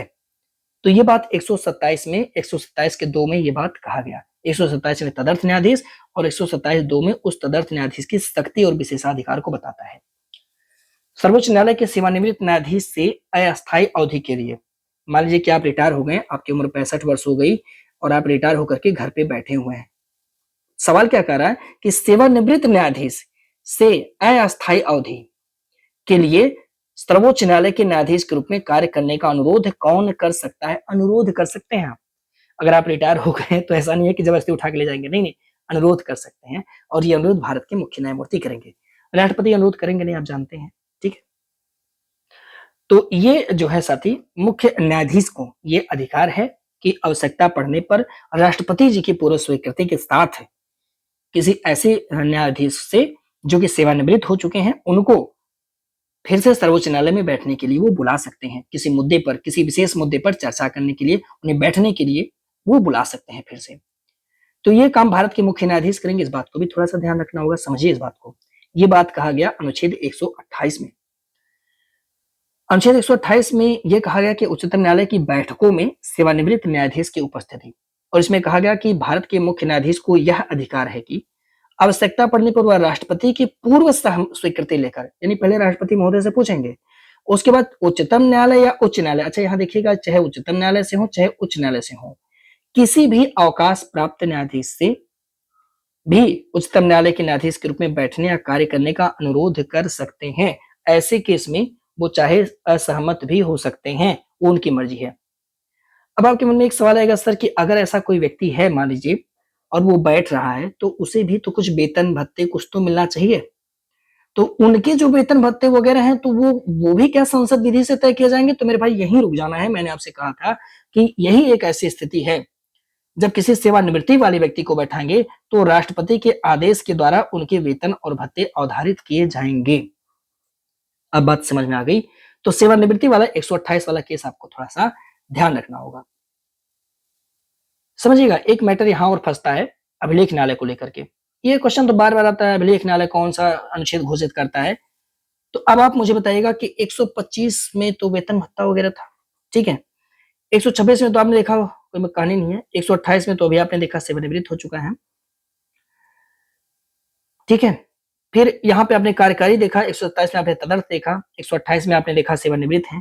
अब बच कौन रहा? तो आप कहोगे सर 129 मार दीजिए, बी आंसर हो जाएगा आपका राइट आंसर। बी वाले में कहा गया कि भैया देखिए, उच्चतम न्यायालय एक अभिलेख न्यायालय है, हालांकि हमारा हाई कोर्ट भी अभिलेख न्यायालय है, उसकी चर्चा हम हाई कोर्ट में करेंगे। आपके मन में आ रहा होगा सर ये अभिलेख न्यायालय क्या होता है? सुनिएगा, देखिएगा। अभिलेख न्यायालय का सिंपल सा मतलब होता है कोर्ट ऑन रिकॉर्ड। अनुच्छेद 129 के तहत उच्चतम न्यायालय को अभिलेख न्यायालय के रूप में कहा गया है। उच्चतम न्यायालय जब मान लीजिए कि कोई मामला है, उस मामले में उच्चतम न्यायालय कोई निर्णय दे रहा है, मान लीजिए कि उच्चतम न्यायालय ने कोई निर्णय दिया, कोई डिसीजन दिया, तो आप जानते हैं कि उच्चतम न्यायालय के निर्णयों को, मान लीजिए कि 5 जजों की बेंच ने कोई निर्णय दे दिया, उस निर्णय को सुरक्षित रखा जाता है, रिकॉर्ड रखा जाता है। कहते हैं ना कि भाई रिकॉर्ड है मेरे पास, तुम्हारी बतिया रिकॉर्ड है, मतलब क्या हमने सजो के रखा है। रिकॉर्ड का मतलब सजो के रखना किसी चीज को, ठीक है। तो हम कहते हैं ना कि सुप्रीम कोर्ट का कोई ऐसा वाद है, आपने सीधे रेफरेंस देते हैं कि भाई सुप्रीम कोर्ट ने इस वाद में ऐसा कहा था। जैसे अभी आपने एसपी गुप्ता का 1982 का वाद देखा, तो आपने कहा कि भाई 1982 में सुप्रीम कोर्ट ने ऐसा कहा था, तो उसके जजमेंट को हमने रिकॉर्ड किया हुआ है, ठीक है। तो जिस न्यायालय के जजमेंट को रिकॉर्ड किया जाता है उसी को हम बोलते हैं अभिलेख न्यायालय। तो आपको सर हर जजमेंट, हर न्यायालय का चीजें रिकॉर्ड किया जाता है? हाँ, किया जाता है भाई। जैसे सुप्रीम कोर्ट का भी आपने देखा जजमेंट रिकॉर्ड किया जाता है, ऐसे हाई कोर्ट का भी जजमेंट रिकॉर्ड किया जाता है, लेकिन उसके नीचे वालों का नहीं किया जाता है। अब समझिएगा कि उस जजमेंट को रिकॉर्ड करते क्यों है और उससे लाभ क्या मिलेगा। अगर कोई न्यायालय अभिलेख न्यायालय के रूप में घोषित कर दिया जाता है तो उसके निर्णय और कार्यवाही को लिखित रूप में, ठीक है, मतलब उसकी कार्यवाही हो, तो उसके जो भी कार्यवाही साथी निर्णय और कार्यवाही को वो लिखित होती हैं और अभिलेख के रूप में रिकॉर्ड रखी जाती हैं। अब ऐसा किया क्यों जाता है? ऐसा इसलिए किया जाता है क्योंकि उसके जो निर्णय होते हैं, वो उसके नीचे के जो न्यायालय हैं, जैसे मान लीजिए ये सुप्रीम कोर्ट है, ठीक है? तो सुप्रीम कोर्ट ने कोई जजमेंट दिया तो उस जजमेंट को हाई कोर्ट, जो हमारा हाई कोर्ट होता है, चाहे उत्तर प्रदेश का हो, चाहे जिस जहाँ सा भी हो, वो हाई कोर्ट में जब वैसा ही मामला आता है, तो वह पूर्व निर्णय यानी प्रेसिडेंट के रूप में उस वाले केस को प्रस्तुत करते हैं। आपने बहुत बार टीवी वगैरह में देखा होगा, तो उसमें जब चर्चा बहस होती है तो वकील कहता है कि माननीय सुप्रीम कोर्ट ने अपने इस निर्णय में ये बात कही है, तो माननीय हाई कोर्ट को वो बात माननी पड़ती है। माननीय सुप्रीम कोर्ट की बात माननीय हाई कोर्ट को मानना पड़ेगा, और अगर माननीय हाई कोर्ट ने कोई निर्णय दिया है तो उनके अधीनस्थ जो सबऑर्डिनेट कोर्ट होती हैं, उनको वो वाली बात माननी पड़ेगी अगर वैसा केस आता है तो। वैसे केस का रेफरेंस देकर के हम ये कर सकते हैं। तो यही होता है कि अभिलेख न्यायालय के जो भी रिकॉर्ड हैं उसको हम पूर्व निर्णय यानी प्रेसिडेंट के रूप में पेश करते हैं। यानी जो वो रिकॉर्ड होते हैं साथ ही उनका साक्ष्य के रूप में यानी एविडेंस के रूप में उनका साक्ष्यात्मक मूल्य होता है। आप कहोगे सर हाँ बिल्कुल होता है, तभी तो हम कहते हैं कि फला केस में न्यायालय ने ये कहा, फला वाद में न्यायालय ने ये कहा, उनकी बात हम मान लेते हैं क्योंकि न्यायपालिका एक अभिलेख न्यायालय है। क्या आपके मन में एक बात आ रहा होगा कि सर अगर मान लीजिए हमारा मन नहीं करता है, हम नहीं माने तो ये बात याद रखिएगा, अनुच्छेद 129 कहता है कि भाई देखिए, न्यायपालिका के द्वारा दिए गए निर्णय पर आप प्रश्न चिन्ह नहीं लगा सकते हैं। ऐसे न्यायालय द्वारा अपनी अवमानना के लिए अगर आप नहीं मानते हैं तो आपको दंडित भी किया जा सकता है। समझ रहे हैं? और ये लोग पर ही नहीं, सब पर लागू होता है। समझ रहे हैं? तो अब आपको मैं उम्मीद करता हूं कि अभिलेख न्यायालय के बारे में समझ में आ गया होगा। 129 में मामला दिया हुआ है। कारण निम्नलिखित कथनों पर विचार कीजिए, सही विकल्प का चयन कीजिएगा। सर्वोच्च न्यायालय दिल्ली में है, ये बात सही है। सर्वोच्च न्यायालय प्रधानमंत्री की सलाह पर किसी अन्य जगह पर सुनवाई कर सकता है। प्रधानमंत्री से 3 का आंकड़ा रहता है न्यायपालिका का। मंत्रिपरिषद वाले खूब जलते हैं क्योंकि साहब यही ऐसे व्यक्ति हैं जो मंत्रिपरिषद को अपने हाथ में रख सकते हैं, मतलब उससे पंगा ले सकते हैं। तो बिल्ली और बिलारे वाली कहानी है ना?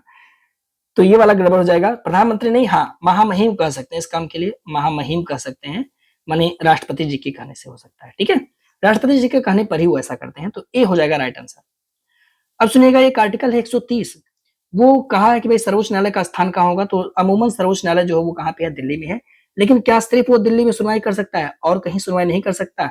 तो नहीं, ऐसा नहीं है। राष्ट्रपति के अनुमोदन से मुख्य न्यायाधीश ऐसे किसी अन्य जगह का भी चुनाव मतलब स्थान को सुन सकते हैं, सुनवाई के लिए ऐसे किसी स्थान को नियत कर सकते हैं। अभी तक आप देखेंगे तो हैदराबाद और श्रीनगर में उच्चतम न्यायालय द्वारा सुनवाई किया गया है। तो अगर उच्चतम न्यायालय चाहता है तो कहीं भी सुनवाई कर सकता है, मूल रूप से तो वो दिल्ली में ही है। ठीक है, लेकिन उसके लिए राष्ट्रपति के अनुमोदन की आवश्यकता है, राष्ट्रपति जो है इसके लिए कहेंगे। करा के निम्नलिखित में से कौन सा सही है? 124 में सर्वोच्च न्यायालय का गठन आप कहोगे हाँ सर दिया है। कार्यकारी जो है 126 में, तदर्थ 127 में, 129 में आरंभिक अधिकारिता कहां से आ जाएगा? गड़बड़ हो जाएगा, ये वाला आपका जो है गलत हो जाएगा सत्य। ठीक है, तो एक बार क्विक रिवीजन कर लेते हैं 130 तक। देखिए 124 में आपने देखा था गठन वगैरह दिया है, फिर न्यायाधीशों के वेतन 25 में, कार्यकारी मुख्य न्यायमूर्ति की मूर्ति 26 में, तदर्थ न्यायाधीश 127 में, उच्चतम न्यायालय की बैठक में सेवानिवृत्त न्यायाधीश आएंगे 128 के तहत, अभिलेख न्यायालय कोटा रिकॉर्ड 129 के तहत, बाकी स्थान जो है 130 के तहत। अब इसके बाद 131 से हम इसकी थोड़ा शक्ति वगैरह को पढ़ते हैं। देखिए करा कि भारतीय संविधान द्वारा उच्चतम न्यायालय को प्रारंभिक, अपीलीय और परामर्श संबंधित विशेषाधिकार प्रदान किया गया है। ये बात सही है, बिल्कुल सही है ना? सही है। भारतीय संविधान के अनुच्छेद 132 के तहत प्रारंभिक अधिकारिता प्रदान की गई है। यहाँ पे थोड़ा बड़ा करना चाहिए था क्वेश्चन। भारतीय संविधान के अनुच्छेद 132 के तहत उच्चतम न्यायालय को प्रारंभिक अधिकारिता प्रदान की गई है। तो अनुच्छेद 132 लिख के यहाँ गलती कर दे रहे हैं, यहाँ पे चाहिए था अनुच्छेद 131। तो ये वाला विकल्प हो जाएगा गलत। ठीक है, क्वेश्चन थोड़ा बढ़ा लेते तो मजा आ जाता, पर कोई दिक्कत नहीं है, हम बढ़ा लेते हैं, है ना? कह रहा कि भारतीय संविधान के अनुच्छेद 132 के तहत उच्चतम न्यायालय, तो यहाँ पे लिख दीजिएगा आप लोग सुप्रीम कोर्ट को प्रारंभिक अधिकारिता प्रदान किया गया है।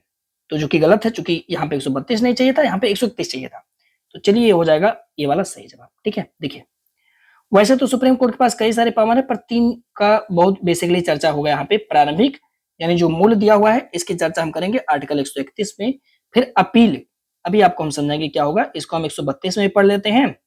ठीक है, और 33 में पढ़ेंगे, 34 में पढ़ेंगे, फिर 36 में पढ़ेंगे, अभी आपको समझाएंगे। फिर इसको आप परामर्श समझ लेंगे इनसे 143 यानी 143 के तहत। ठीक है, ये 3 जगह है, इसके बारे में हम चर्चा करते हैं, देखिएगा। सवाल कर रहा है कि भारतीय संविधान के निम्नलिखित में से किस अनुच्छेद में उच्चतम न्यायालय की आरंभिक अधिकारिता, वही प्रारंभिक अधिकारिता के बारे में दिया गया है। तो आप तो बता सकते हैं सर आर्टिकल 131। ठीक है, क्या होता है सुनिएगा, मेरी भाषा में सुनिएगा। ये प्रारंभिक अधिकारिता का सिंपल सा मतलब होता है कि भैया इस पर सुनवाई सिर्फ उच्चतम न्यायालय करेगा, बस। अगर कोई मामला आप अब जब आप टीवी वगैरह देखिएगा या न्यूज वगैरह आप पढ़िएगा, और न्यूज वगैरह में कुछ मामले ऐसे आएंगे, जैसे कैसे मामले आएंगे सर, जैसे मान लीजिए कि कहीं पर सेंट्रल गवर्नमेंट है, ठीक है, और वर्सेज स्टेट गवर्नमेंट चल रहा है, मामला स्टेट गवर्नमेंट चल रहा है, ठीक है, central government versus state government मामला चल रहा है। तो उन दोनों के बीच में जब केस चल रहा होगा तो उस केस में ना न्यायपालिका अपना जो है वो प्रारंभिक अधिकारिता का प्रयोग करता हुआ आपको नजर आएगा।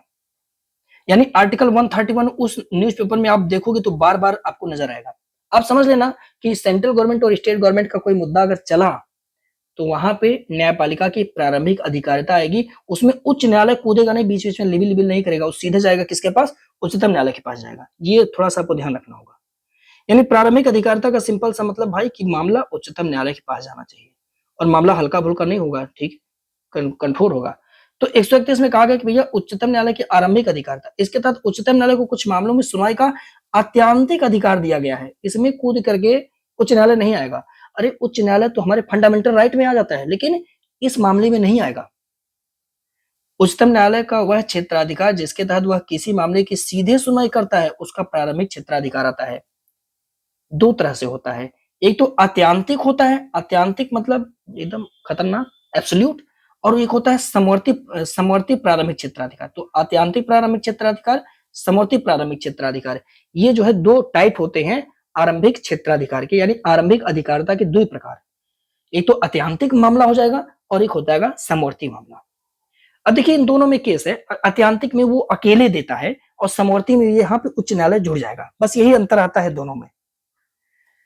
अभी हम समझेंगे समवर्ती में क्या केसेस आएगा और आत्यांतिक में क्या आएगा। तो आत्यांतिक प्रारंभिक क्षेत्राधिकार ये सिर्फ और सिर्फ सुप्रीम कोर्ट इस पर सुनवाई करता है, जबकि समवर्ती प्रारंभिक क्षेत्राधिकार के अंतर्गत इस पर सुप्रीम कोर्ट, हाई कोर्ट दोनों काम करेंगे। साथ ही समझेंगे अभी मामला को, देखिए एक एक बात समझिएगा। करा कि कौन सा उच्चतम न्यायालय के आत्यांतिक प्रारंभिक क्षेत्राधिकार में शामिल है। भारत सरकार, देखिए आ गया, एक या एक से अधिक राज्य के मध्य टकराव, यानी एक तरफ मोदी जी और दूसरी तरफ जो है मान लीजिए तमिलनाडु है और केरल राज्य की सरकार, भिड़ंत विद्या। इन दोनों को लेकर के अगर कोई मुद्दा होगा तो जवाब कौन देगा, माननीय सुप्रीम कोर्ट देंगे, जैसा अभी आपने देखा था एक केस में हुआ था राज्यपाल को लेकर के। साथी दो या दो से अधिक राज्यों के मध्य विवाद हो गए, मान लीजिए उत्तर प्रदेश और मध्य प्रदेश आपस में भिड़ गए, इन दोनों को लेकर के कोई मैटर हो गया, तो इन दोनों के मैटर को भी हम आत्यांतिक प्रारंभिक क्षेत्राधिकार में रखेंगे। बिल्कुल सही है, दोनों स्टेटमेंट यहाँ पे आपके सही है, ये दोनों के दोनों सही हैं, सी हो जाएगा विकल्प में राइट आंसर। अब सुनिएगा आत्यांतिक क्या होता है साथी, इसमें सुनवाई का अधिकार सिर्फ और सिर्फ लिखिएगा उच्चतम न्यायालय को है, उच्च न्यायालय को नहीं है। यानी आत्यांतिक प्रारंभिक क्षेत्राधिकार के मामले में उच्च न्यायालय का कोई योगदान नहीं होगा, जौन करेगा उच्चतम न्यायालय ही करेगा। आपके मन में आ रहा होगा सर कौन कौन मुद्दा उसमें आ सकता है। तो देखिए एक तरफ भारत सरकार अकेले खड़ा हो और दूसरी तरफ चाहे एक राज्य हो या एक से ज्यादा राज्य एक तरफ हो, ऐसा कोई अगर विवाद आता है, कोई मसला आता है, तो उसकी सुनवाई सीधे सीधे कौन करेगा, माननीय सुप्रीम कोर्ट करेगा। ठीक है, अच्छा दूसरा केस हो सकता है कि ऐसा विवाद जहां भारत सरकार हो, एक राज्य एक तरफ और एक या अधिक राज्य दूसरी तरफ हो। ठीक है, मतलब दो लोग से पंगा ले रहा हो। तीसरा केस कि दो या अधिक राज्यों के मध्य में विवाद हो गया हो, तो भी सिर्फ और सिर्फ सुनवाई जो है उच्चतम न्यायालय करेगा। अभी आपके जहन में बहुत सारे सवाल उठ रहे होंगे, देखिएगा समझिएगा इस चीज को, इस प्रश्न को समझिएगा। करा के निम्नलिखित में से कौन सा कथन आत्यांतिक प्रारंभिक क्षेत्राधिकार के संबंध में सही है। उच्चतम न्यायालय अपने इस विशेषाधिकार के तहत केवल उन्हीं मामलों की सुनवाई करता है जिसमें कोई ऐसा तथ्य या विधि का प्रश्न शामिल होता है, जिसमें कोई विधिक अधिकार शामिल होता है, लीगल राइट होना चाहिए साथी। इसके तहत उच्चतम न्यायालय राजनीतिक मामलों को ग्रहण नहीं कर सकता और ना ही वह नागरिकों द्वारा सरकार के विरुद्ध लाए गए मामलों को ग्रहण करता है। तो ये बात याद रखिएगा, ऐसा नहीं कि आप आरंभिक जो क्षेत्राधिकार हैं, आत्यांतिक आरंभिक क्षेत्राधिकार हैं, उसमें आप राजनीतिक मुद्दों को उठा दीजिए कि दो लोग आपस में झगड़ा कर रहे हैं, नहीं, वो न्यायपालिका तभी ऐसे मुद्दों को देखेगी जब उसमें कोई लीगल बात आ जाए, यानी कोई कानूनी व्याख्या करना हो, कोई कानूनी एक्सप्लेनेशन करना हो, तब जो है ऐसे मुद्दों को वो चर्चा में लेती है न्यायपालिका अपने आत्यांतिक प्रारंभिक क्षेत्राधिकार के अंदर। ये बात थोड़ा सा हमें ध्यान रखना होगा साथी, ठीक है। कुछ और भी चीजें हैं जो अब एक प्रश्न बहुत अच्छा बनता है, तो यहाँ पे आप दोनों स्टेटमेंट सही कर दीजिए, सी हो जाएगा राइट आंसर। यहाँ पे देखिएगा एक सवाल ये डायरेक्ट बन सकता है कि जो अंतर्राज्यीय जल आयोग है, इंटर स्टेट वाटर जो कमीशन होता है साथी, क्या ये सुप्रीम कोर्ट के आत्यांतिक प्रारंभिक क्षेत्राधिकार का पार्ट है? तो आपका जवाब होगा नहीं। बस यही आपको ध्यान रखना है, ये क्वेश्चन खेला कर देगा, ठीक है। या संविधान के लागू होने के पहले जो संधि करार सनद थे, ये भी उच्चतम न्यायालय के आत्यांतिक अधिकारिता के अंतर्गत नहीं रखे गए हैं। ये बात ध्यान रखना, ये प्रश्न पेपर में आता है कि अंतर्राज्यीय जो जल आयोग है साथी, ठीक है, वो इसमें नहीं आएगा। अंतर्राज्यीय परिषद भी इसके अंदर नहीं आता है, याद रखिएगा इसको, ठीक है। ये दोनों लोग मैटर जो है इसमें फंस जाएंगे। अगला पढ़िएगा, मूल अधिकारों से संबंधित मामले न्यायालय के डाट के अंतर्गत आते हैं। तो अब देखिए जो मूल अधिकार से रिलेटेड मामला है वह साथ ही समवर्ती प्रारंभिक क्षेत्राधिकार में आता है, और आप जानते हैं इस पर आर्टिकल 32 के तहत आप कहोगे सर सुप्रीम कोर्ट, और आर्टिकल 226 के तहत आप कहोगे सर हाई कोर्ट, दोनों लोग जो है लड़ सकते हैं, इसीलिए समवर्ती प्रारंभिक क्षेत्राधिकार में आता है। तो ये अगर डायरेक्ट आपसे चाहे तो पूछ सकता है भाई इस पर जो है कार्यवाही सुनवाई कौन करता है, सुप्रीम कोर्ट या हाई कोर्ट? तो आप बताना इस पर दोनों लोग करते हैं, सुप्रीम कोर्ट और हाई कोर्ट दोनों लोग करते हैं, और इसके तहत दोनों लोग क्या करते हैं? तो आपको सर इसी के तहत जो है न्यायपालिका रीट जारी करती है। या सवाल आपसे पूछे कि न्यायपालिका अपनी किस अधिकारिता के तहत मूल अधिकारों से संबंधित मामलों को देखता है, तभी भी आपका जवाब होगा समवर्ती प्रारंभिक क्षेत्राधिकार। क्लियर है ये बात? ठीक है। अगला देखेंगे, निम्नलिखित में से कौन सा सही सम्मिलित नहीं है? 132 संवैधानिक मामलों में अपील, 133 सिविल मामलों में अपील, 134 आपराधिक मामलों में, जबकि 136 होता है विशेष इजाजत साथी। क्या होता है? 136 होता है, यहाँ पे 135 नहीं होता, तो डी हो जाएगा आपका राइट आंसर, सही जवाब, ठीक है। देखिए अब हम बात करेंगे अपील करने की बात करेंगे। तो आपने बहुत बार मूवी वगैरह में सुना होगा, I will see you in the high court, या सॉरी सुप्रीम कोर्ट, मैं आपको सुप्रीम कोर्ट में मिलता हूं। आपने सुना है कि नहीं? सुना है। अगर मान लीजिए कोई व्यक्ति है और वह व्यक्ति हाई कोर्ट से हार जाता है, ठीक है, मान लीजिए कि आप जानते हैं कि जिला में अगर आप जाएंगे तो जिला न्यायालय होता है, तो जिला न्यायालय से अगर हारता है कोई व्यक्ति, कहां पहुंचता है? तो आप कहोगे सर हाई कोर्ट में पहुंचता है। अगर हाई कोर्ट से भी हार जाएगा तब क्या कहेगा? अब मैं आपको बड़े बेंच में देख लूंगा, यानी सुप्रीम कोर्ट में पहुंच जाऊंगा। सुप्रीम कोर्ट में 5 जज से जब वो हार जाता है तो कहेगा मैं और बड़े बेंच में जाऊंगा, 9 जज की कल और बड़े बेंच में जाऊंगा, 11 जज में जाऊंगा, और बड़े बेंच में 13 जज का सीट लगाऊंगा। ऐसा आपने सुना है? सुना होगा। तो अब ये जो पावर है साथी, ये सारे पावर जो है अंत में आप जानते हैं कि भारत के अंदर अपील के लिए सबसे बड़ा न्यायालय हमारा सुप्रीम कोर्ट होता है। ऐसा नहीं कि सुप्रीम कोर्ट को छोड़ करके आप कहेंगे नहीं अब हम जो है महामहिम के दरबार में, यानी राष्ट्रपति भवन में चले जाएंगे ऐसा नहीं कर सकते। सर्वोच्च न्यायालय भारत का अंतिम अपीलीय न्यायालय होता है, यानी आप वहां पे जाकर के गुहार लगा सकते हैं, उसके बाहर आप कहीं भी चलाइएगा, आपका कोई मतलब नहीं है। बात समझ में आ रही है? तो सर्वोच्च न्यायालय भारत का अंतिम अपीलीय न्यायालय है, उसे सभी उच्च न्यायालय के निर्णय के विरुद्ध अपील सुनने का अधिकार है, चाहे जौन उच्च न्यायालय हो। अगर आपको लग रहा है कि वो आपके साथ गड़बड़ी हो रहा है तो आप माननीय सुप्रीम कोर्ट का दरवाजा खटखटा सकते हैं। बहुत सारे लोग जनबन नहीं करते हैं साथी, इसीलिए गांव में ही दम तोड़ देते हैं, और बाकी आप तो दरोगा बाबू बन जाएंगे तो आपके साथ केस आएगा है। जैसे अभी हाल ही में मेरा चालान काट दिए आप लोग, ऐसे काट दीजिएगा। वो तो बहुत कहने बात छोड़ दिए साहब, मैं शरीफ आदमी, मेरा ही चालान काट दिया, आप लोग मत काटना भाई, है ना, कम से कम मेरे नाम का लिहाज रखना। देखो भाई, सर्वोच्च न्यायालय के अपीली क्षेत्राधिकार में हम 4 चीज का अपील करेंगे। संवैधानिक मामलों में अपील, इसका क्या मतलब है? देखिए इसका मतलब सिंपल सा है, अगर कोई ऐसा मुद्दा है, कोई ऐसा मामला है जो सुप्रीम कोर्ट या अधीनस्थ न्यायालय में कहीं पड़ा हुआ है, और उस मुद्दे में कॉन्स्टिट्यूशनल कुछ भी पॉइंट है और उच्च न्यायालय को लगता है भाई इसका एक्सप्लेनेशन मैं नहीं कर पाऊंगा, तो वो भाई साहब उसका अपील लेकर के कहां पहुंच सकते हैं? 132 के तहत हम जो है जा सकते हैं, किसके पास? उच्चतम न्यायालय के पास। सिविल मामलों में अपील, मान लीजिए कि तलाक वगैरह से रिलेटेड या घर गृहस्थी संबंधित कोई मामला है, कोई बवाल है, आपको लग रहे हो कि मतलब सुप्रीम कोर्ट मजा नहीं दे रहा है, सॉरी हाई कोर्ट, तो आप पहुंच जाइए 133 के तहत सुप्रीम कोर्ट। अगर आपने कत्ल वगैरह कर दिया है साथी, लड़ाई झगड़ा कर दिया है, फिर भी आपको लग रहा है कि चक्का मारे हैं आप, मामला जो है फिर भी आपको फांसी वगैरह की मिल रही है, तो आप चलिए आइए 134 के तहत माननीय उच्चतम न्यायालय के पास। और जब कुछ भी काम नहीं करता है तो उच्चतम न्यायालय आर्टिकल 136 का प्रयोग करते हैं, और यह है साथी विशेष इजाजत।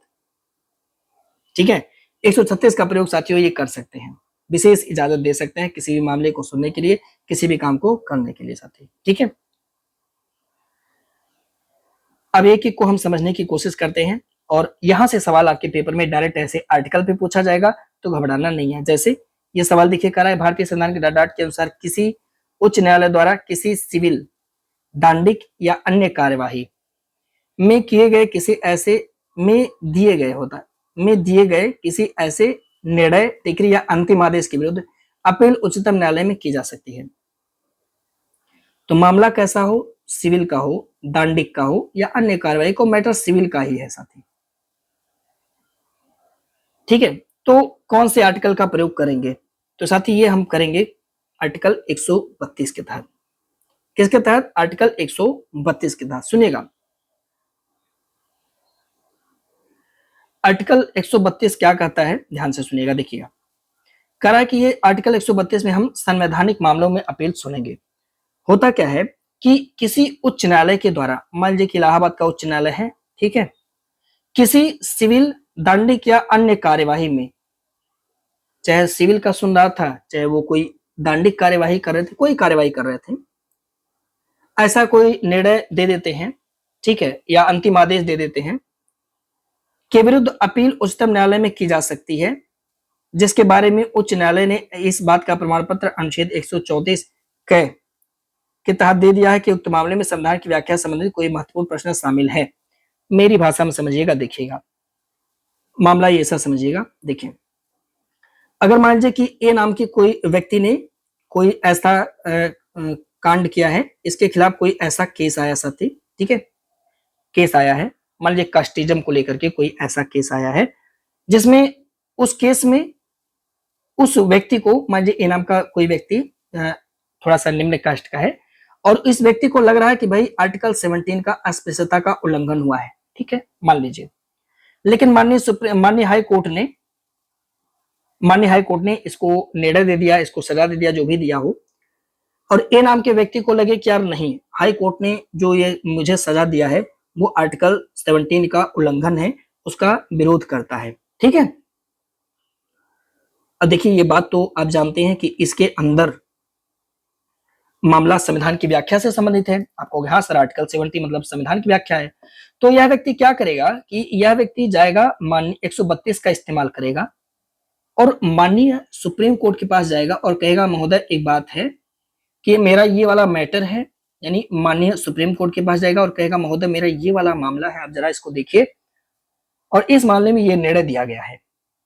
तो देखिए स्थिति क्या बनती है, स्थिति पहली बन जाती है कि अगर मान लीजिए ईमानदारी से जो हमारा हाई कोर्ट है वह आर्टिकल 134 का प्रयोग करके, 134 क का प्रयोग करके साथी पहले ही यह प्रमाण पत्र दे दे कि ये वाला जो केस है वो हमसे सॉल्व नहीं हो पा रहा है, उसमें कोई विधि का प्रश्न शामिल है, आप एक काम करिए महोदय, इस काम को आप करिए। तो अगर हाई कोर्ट खुद 134 क के तहत इस बात का प्रमाण पत्र दे देता है माननीय सुप्रीम कोर्ट को, तो भाई बताइए नहीं, कोई दिक्कत करेगा, कोई समस्या नहीं है, माननीय सुप्रीम कोर्ट उस पर सुनवाई वगैरह करेंगे।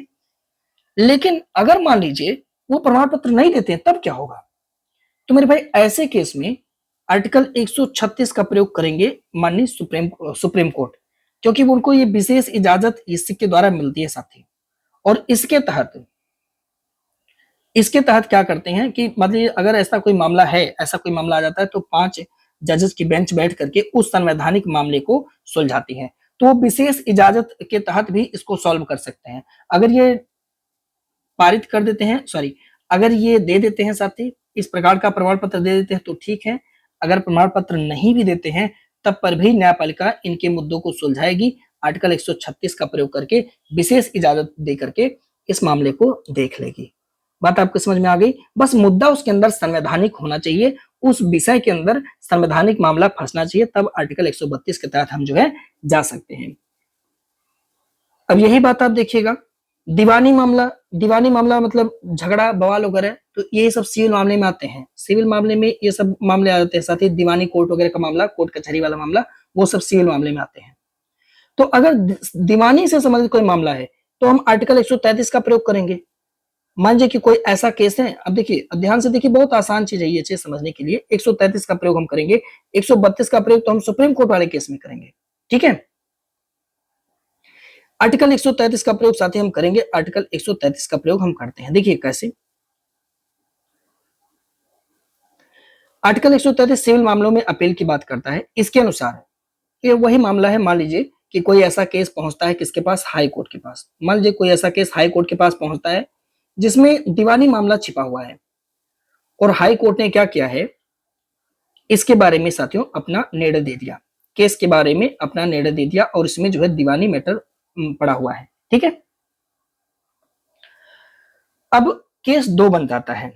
अगर वो चाहे तो अनुच्छेद 100 वो कह सकते हैं, वो व्यक्ति मान लीजिए कि केस पा गया है, ठीक है, और उस व्यक्ति को लगता है साथी कि उच्चतम न्यायालय ने अच्छे से काम नहीं किया है, तो वह व्यक्ति सुप्रीम कोर्ट में चला जाएगा अनुच्छेद 133 का प्रयोग करते हुए, ठीक। क्या कहेगा कि सर जो ये केस, जो ये मामला है, इसमें कुछ कानूनी बात है जो हाई कोर्ट नहीं सॉल्व कर पा रहा है, यानी कि इस मामले में विधि का कोई व्यापक महत्व का कोई महत्वपूर्ण क्वेश्चन फंसा हुआ है, या हाई कोर्ट कह दे कि भाई देखिए इसमें कुछ ऐसी बात है जिसका व्याख्या मैं नहीं कर पा रहा हूं, वो उस प्रश्न का उच्चतम न्यायालय द्वारा विनिश्चय किया जाना आवश्यक है। तब ऐसे मामले को लेकर के हम जो है पहुंच जाते हैं किसके पास, न्यायपालिका के पास, उच्चतम न्यायालय के पास। तो जब ये इस बात का डिग्री देगा तभी ऐसा होगा, इस बात को आप थोड़ा सा ध्यान रखना, ठीक है। मूल संविधान में क्या था कि वो सारे मामले ही सिर्फ और सिर्फ दीवानी मामलों के अंतर्गत माने जाते थे जिसका मूल्य 20,000 रुपए से ज्यादा का था। अगर कोई मामला है 20,000 रुपए से ज्यादा का, उसमें केस फंसा तो वो दीवानी मामला माना जाता था। लेकिन 30वां संविधान संशोधन किया गया और ये पैसे वाली कीमत हटा दी गई। तो सिंपल आप याद रखना, सिविल मामला मतलब दीवानी मामले से मैटर हम 133 का प्रयोग करेंगे, और जज हमें बनना नहीं, आप इसको ध्यान रखना। भारतीय संविधान का निम्नलिखित में से कौन से अनुच्छेद में आपराधिक मामलों में, अब देखिए, अब अगर आप खून खराबा किए हैं तब आप जो है उच्चतम न्यायालय की अपीलीय अधिकारिता के लिए प्रावधान शामिल है। आपराधिक मामलों में इस बार आपको संलिप्त होना है, तो साथ ही आपराधिक मामलों के लिए आप चले जाएंगे 134 को उठा लेंगे, ठीक है। आर्टिकल 134 को उठाएंगे। होता क्या है आर्टिकल 134 में, एक ऐसा क्या दिया हुआ है, देखिएगा ध्यान से समझिएगा। यह कहता है कि भाई देखो, किसी उच्च न्यायालय के द्वारा, किसी भी उच्च न्यायालय के द्वारा किसी आपराधिक कार्यवाही में दिए गए किसी निर्णय, आदेश या दंडादेश के लिए आप अपील उच्चतम न्यायालय में कर सकते हैं। कंडीशन क्या होना चाहिए, देखिए कंडीशन ये होना चाहिए, मान लीजिए कि आपने कोई अपराध किया, चोरी किया, या चोरी तो छोटी सजा हो जाएगी, मान लीजिए किसी का आपने खून करने की कोशिश करी, ठीक है, आपने कोशिश करी लेकिन आप चले गए, कोई बगल वाला आया उसको मार दिया, तो आप गए अपने अधीनस्थ न्यायालय के पास, पहले जो जिले में होता है, ठीक है। अधीनस्थ न्यायालय ने क्या किया कि आपको अधीनस्थ न्यायालय ने कहा अच्छा ठीक है, ये व्यक्ति, इसने जो है कोशिश की होगी और इसने मारा नहीं होगा, ठीक है, आपने ऐसा कह दिया, बहुत अच्छी बात है साहब। लेकिन जिस पार्टी के ऊपर ये हमला हुआ था, उस पार्टी ने कहा नहीं नहीं, यही नहीं छोड़ेंगे, ये पार्टी, आपने यहाँ पे अधीनस्थ न्यायालय ने क्या किया कि इनको थोड़ा सा कम सजा दिया, आप पहुंच गए हाई कोर्ट, हाई कोर्ट पे आप पहुंच गए, ठीक है, और आपने हाई कोर्ट में अर्जी डाली कि भाई अधीनस्थ न्यायालय ने अच्छा काम नहीं किया। हाई कोर्ट ने मामले की सुनवाई की, हाई कोर्ट ने क्या किया, जो विक्टिम था उसके सजाए मौत दे दिया, बापरे, इसने सजाए मौत दे दिया, यानी अब जो अपराधी है बेचारा, उसे सजाए मौत हाई कोर्ट ने दे दिया, ठीक है। अब मामला उलझ गया, यानी अधीनस्थ न्यायालय का जो दोष मुक्ति का मतलब जो आदेश था उसको उलट दिया, और अभियुक्त को दोष सिद्ध करते हुए मृत्युदंड दे दिया है हाई कोर्ट ने, सजाए मौत दे दिया। अब जो विक्टिम है उसके परिवार वाले कहे ठीक है, हम पहुंचते हैं आपराधिक मामले की सुनवाई को लेकर के, हम अनुच्छेद 134 का प्रयोग करके कहां पहुंचेंगे, सुप्रीम कोर्ट पहुंच जाएंगे साहब लोग, ठीक है। बस यही पूरा केस है। तो पहला केस तो ये, दूसरा केस ये बनता है कि मान लीजिए कि ये मामला अधीनस्थ न्यायालय में था, ठीक है, अधीनस्थ न्यायालय में था लेकिन पार्टी मजबूत थी। पार्टी ने क्या किया, आप जानते हैं कि कोई भी मामला अधीनस्थ न्यायालय से हाई कोर्ट चाहे अपने पास मंगा सकती है। तो मामला अधीनस्थ न्यायालय से हाई कोर्ट ने अपने पास मंगवा लिया और दोष सिद्ध करते हुए उसको मृत्यु दंड दे दिया। तब इस केस में भी आप जो है सुप्रीम कोर्ट चले जाएंगे 134 का प्रयोग करके। आप समझ रहे हैं ना? हाँ, या तीसरा केस कि उच्चतम न्यायालय ने ही यह बात प्रमाणित कर दिया गया हो, उच्चतम न्यायालय ने इस बात का प्रमाण दे दिया हो कि मामला जो है वो सर्वोच्च न्यायालय में अपील के योग्य है, तो आप सीधे उस तरीके से भी सर्वोच्च न्यायालय में अपील कर सकते हो। बस यही मामला था। निम्नलिखित में से किस अनुच्छेद के तहत उच्चतम न्यायालय को संघीय न्यायालय द्वारा प्रयोज्य शक्तियों और अधिकारिता को प्रयोग करने की शक्ति दी गई? अब ये सुनिएगा, ये क्या बोला है देखिएगा। यार आपने भारतीय शासन अधिनियम 1935 पढ़ा है क्या? अगर नहीं पढ़ा तो मेरा पहला दूसरा वीडियो पढ़ना। उसमें आपको मैंने एक फेडरल कोर्ट के बारे में बताया था क्या? फेडरल कोर्ट यानी संघीय न्यायालय, ठीक है, जो उस समय चल रहा था। संघीय न्यायालय के बारे में मैंने बताया था, है ना, फेडरल कोर्ट के बारे में बताया था। तो अब 1950 तक भाई फेडरल कोर्ट चलेगा, जाहिर सी बात है ना। तो फेडरल कोर्ट ने कुछ निर्णय दिया। दो तरह के अगर मामले हम लोग देखें तो एक तो आपने देखा, तो आपने अपीलीय देख लिया है, ठीक है, अपीलीय मामला आपने देखा किस तरह से हम लोग अपील वगैरह करते हैं, और एक प्रारंभिक अधिकारिता भी आपने देख लिया, ठीक है। क्या उनके अतिरिक्त कोई और मामला नहीं है? देखिए ध्यान से सुनिएगा, इस बात को ध्यान से सुनिएगा, पहले इस आर्टिकल को अच्छे से समझ लीजिएगा। आर्टिकल 135 में दिया गया, क्या कहा गया कि भाई सुनो देखो, हुआ ये मसला ये है कि कुछ ऐसे भी मामले होते हैं जो सिविल मामले और आपराधिक मामले के अंतर्गत नहीं आते हैं। ऐसे भी तो मामले होते हैं जो सिविल मामले में भी नहीं और आपराधिक मामले में नहीं आ, लेकिन पहले संघीय न्यायालय जो बना था ना, संविधान लागू होने से पहले, वो जो है उस तरीके के मामले को देखता था। तो आज के समय में हमारा जो उच्चतम न्यायालय है वो भी उस तरह के मामले को देखेगा, चाहे वो आपराधिक मामले में आवे चाहे वो सिविल मामले में न आवे, मतलब दोनों में नहीं आए तभी भी। नहीं समझे आप? देखिए ऐसे समझिएगा। पहले क्या था, पहले मान लीजिए कि कोई ऐसा केस है, ये मान लीजिए हमारा संघीय न्यायालय है, ये क्या है, संघीय न्यायालय जो आजादी से पहले हमारा चल रहा है। तो ये क्या करता था, कोई ऐसा केस है साथियों, ठीक है, कोई ऐसा केस है जिस पर ये सुनवाई करता है, और यह केस जो है ना तो आर्टिकल 131 में आता है, ठीक है, मतलब ना तो ये सिविल मामले में आता है 133 में, और ना ही यह जो है 134 में आता है। तो ऐसे केस पर भी हमारा जो सुप्रीम कोर्ट है वो सुनवाई कर सकता था, क्योंकि फेडरल जो हमारा संघीय न्यायालय है वो करता था। बस यही बात 135 में कहा गया कि भाई सुनो देखो, वो सारी मामले जो 133-34 में नहीं आएंगी उन पर भी सुनवाई सुप्रीम कोर्ट कर सकता है, क्योंकि जो संघीय न्यायालय था वो करता था। बस यही इतनी सी बात है। अब सुनिएगा आगे।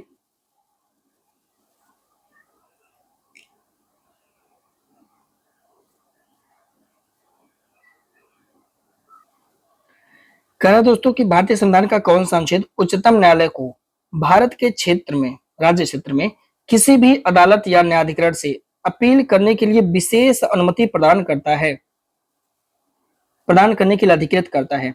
साथ ही विशेष अनुमति के लिए आर्टिकल 136, आर्टिकल 136, ठीक है। तो इसको थोड़ा सा आप याद रखेंगे, देखिएगा 134 लिखा है, इसको थोड़ा हटाइएगा, 136 लिखिएगा। यह कहता है कि उच्चतम न्यायालय को अपने विवेकानुसार भारत के किसी भी न्यायालय या अधिकरण द्वारा दिए गए किसी निर्णय या डिग्री या अवधारणा या अध्यादेश आदेश अपील के लिए विशेष इजाजत दे सकता है।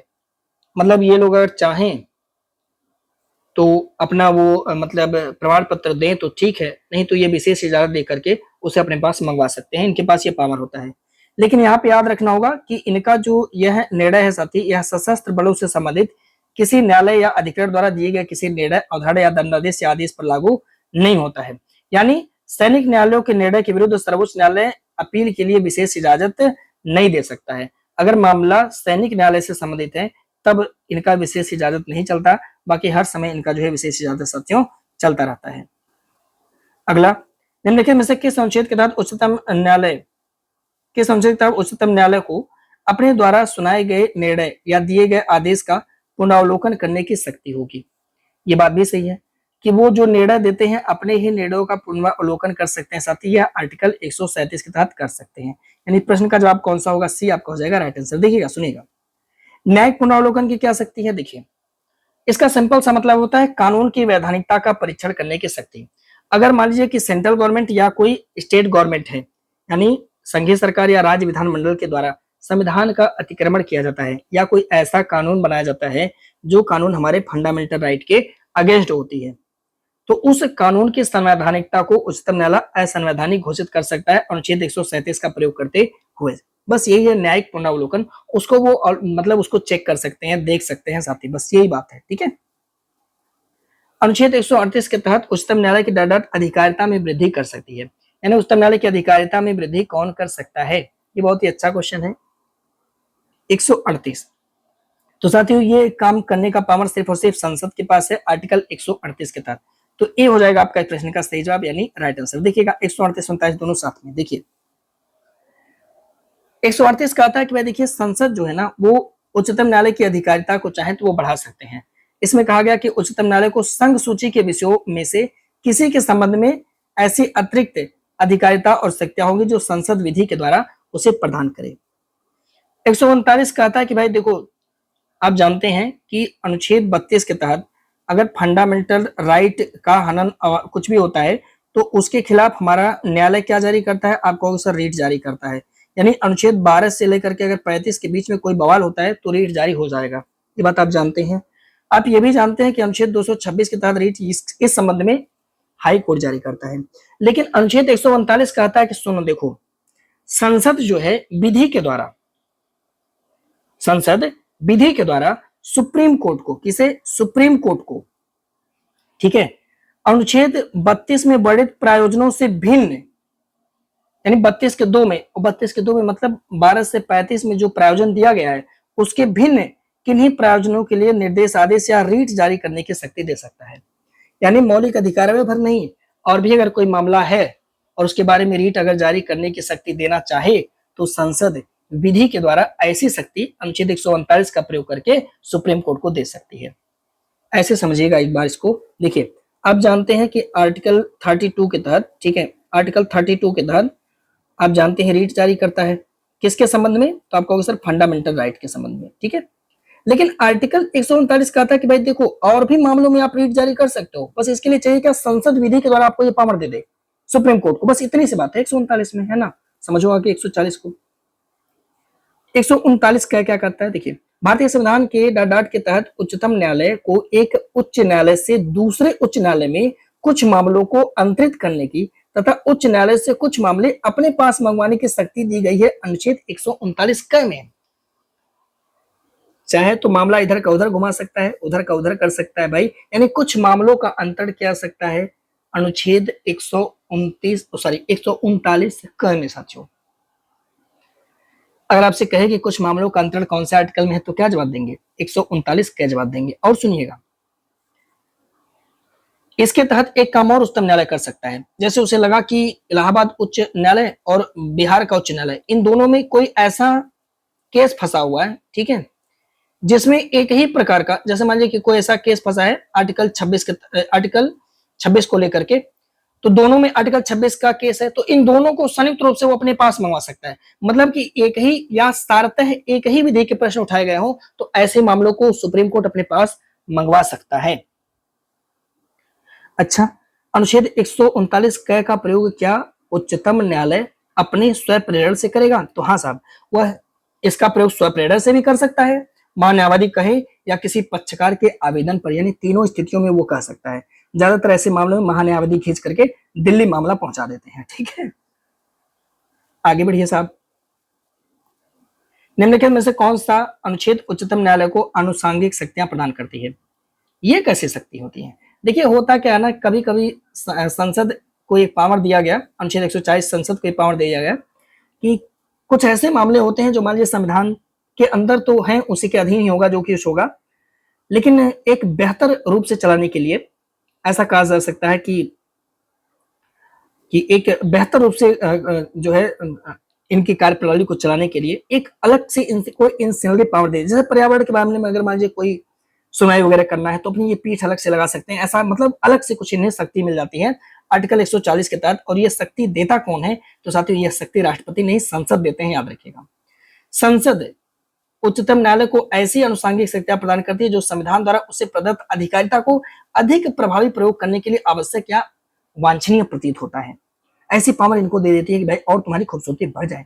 लेकिन ये बात याद रखना होगा कि ऐसी कोई अनुसांगिक शक्तियां संविधान के उपबंधों के असंगत नहीं होनी चाहिए। ऐसा नहीं कि संविधान से हटकर हो, नहीं नहीं नहीं, ऐसा नहीं। तो अगर आपसे पूछेगा कि अनुसांगिक शक्तियां कहां से देती है तो 140 कौन देता है, तो संसद बता देना। अगला, निम्नलिखित में से किस अनुच्छेद में कहा गया कि उच्चतम न्यायालय द्वारा घोषित विधियां भारत के सभी न्यायालयों पर अबाध्यकार होंगी? यानी जो उच्चतम न्यायालय कह देगा वो भारत के सारे न्यायालय को मानना पड़ेगा। ये बात कहा गया आर्टिकल 141 में। ये बात ध्यान से सुनिएगा। अब आपके मन में एक सवाल आ रहा होगा, क्या? सुनिएगा, एक सवाल हमारे मन में आ रहा होगा कि सर सुप्रीम कोर्ट पर भी क्या उसकी सारी विधियां लागू होती हैं? तो साहब नहीं, सुप्रीम कोर्ट अपने निर्णय को पलट देता है। तो इसीलिए 141 का प्रयोग देखिएगा, अबाध्यकार विधियां यानी बाइंडिंग लॉ के बारे में ये कहा गया क्या कि उच्चतम न्यायालय द्वारा घोषित विधियां भारत के सभी न्यायालयों पर अबाध्यकार होंगी। अर्थात उच्चतम न्यायालय द्वारा जो भी निर्णय दिया जाता है वह सभी उच्च न्यायालयों पर अबाध्यकार होंगी। उच्चतम न्यायालय अपनी पूर्ववर्ती निर्णय से अबाध्यकार नहीं है, वो अपने निर्णयों में परिवर्तन कर सकता है। और यहां तक सुनिएगा, अगर किसी बड़ी पीठ का निर्णय है तो छोटी पीठ के निर्णय पर अबाध्यकार होगी। यानी अगर उच्चतम न्यायालय में 11 जजों की पीठ ने कोई निर्णय दिया है तो 5 जजों की पीठ को उस निर्णय को मानना होगा। 5 जजों वाला निर्णय 11 जजों वाले निर्णय पलट सकते हैं, ध्यान रखिएगा। लेकिन 11 वाला 5 कभी नहीं पलट सकता है, ठीक है। मान लीजिए कि 5 जजों की बेंच ने कोई डिसीजन दे दिया तो आप कहोगे नहीं अब हम बड़े बेंच पे जाएंगे, तो 5 वाले का पलटा जाएगा। लेकिन अगर 11 ने दे दिया तो आपको फिर से 5 में आएंगे, तो ये चीज नहीं हो सकता, ठीक है, ध्यान रखना। अगला, भारतीय संविधान के तहत न्यायालय को यह शक्ति प्रदान की गई कि वह अपनी अधिकारिता के प्रयोग में अपने समक्ष लंबित किसी वाद या विषय में ऐसी डिग्री या आदेश पारित कर सकता है जो पूर्ण न्याय, कंप्लीट जस्टिस। मेरे भाई यही तो है बवाल की जरिया, ये खतरनाक है। आर्टिकल 142 खतरनाक है साहब। आर्टिकल 142 ये कंप्लीट जस्टिस की बात करता है, ये कुछ कर सकता है भाई। आपने कई सारे विवाद सुना होगा, राम मुद्दा, राम मंदिर का केस सुना होगा। आर्टिकल 142 बहुत प्रभावी होता है साथी।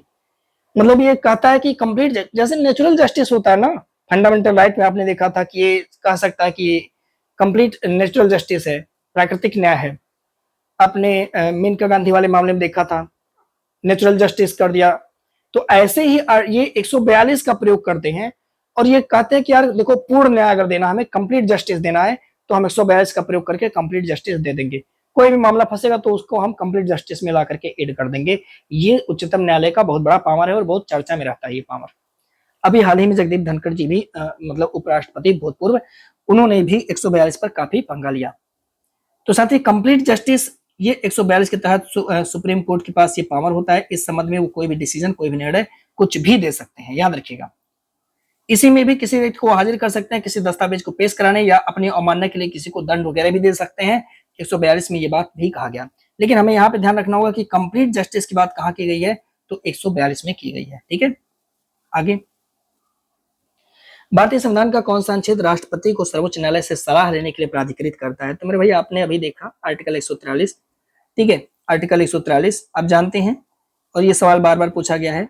अगर राष्ट्रपति को ऐसा लगता है कि कोई ऐसे मुद्दे हैं जो विधि या तथ्य का ऐसा कोई प्रश्न है जो सार्वजनिक महत्व का है, तो उक्त प्रश्न पर सर्वोच्च न्यायालय से वह परामर्श मांग सकते हैं। जैसा अभी आपने पढ़ा था कुछ दिन पहले ही, माननीय महामहिम श्री द्रौपदी मुर्मू जी के द्वारा 14 से 16 बातों की जानकारी जो है ली गई है माननीय सुप्रीम कोर्ट से। तो वो आर्टिकल 143 का प्रयोग करके वो इनका परामर्शी क्षेत्राधिकार है, ठीक है। लेकिन यहाँ पे याद रखना होगा कि माननीय सुप्रीम कोर्ट तभी परामर्श देंगे जब ऐसा माननीय महामहिम यानी राष्ट्रपति जी मांगेंगे। और ये बात याद रखना होगा कि राष्ट्रपति जी यानी महामहिम जी सर्वोच्च न्यायालय द्वारा दिए गए निर्णय को मानने के लिए, सॉरी दिए गए सलाह को मानने के लिए बाध्य नहीं है। अनुच्छेद 124 कहता है कि साथ ही भारत के राज्य क्षेत्र में सभी सिविल और जो न्यायिक प्राधिकारी हैं वो उच्चतम न्यायालय की सहायता में काम करेंगे, ठीक है।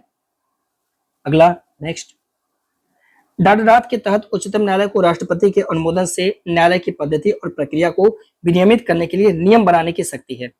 तो भैया ये नियम कौन बना सकता है? तो उच्चतम न्यायालय बना सकता है अपने प्रक्रिया वगैरह को चलाने के लिए, ये नियम बना सकता है। ये बात दिया गया आर्टिकल 145 के अंदर साथी, ठीक है। इसके तहत वो अपना रूल वगैरह जो भी उनको बनाना है अपना चलाने के लिए वो सब वो देख सकते हैं साथी, ठीक है।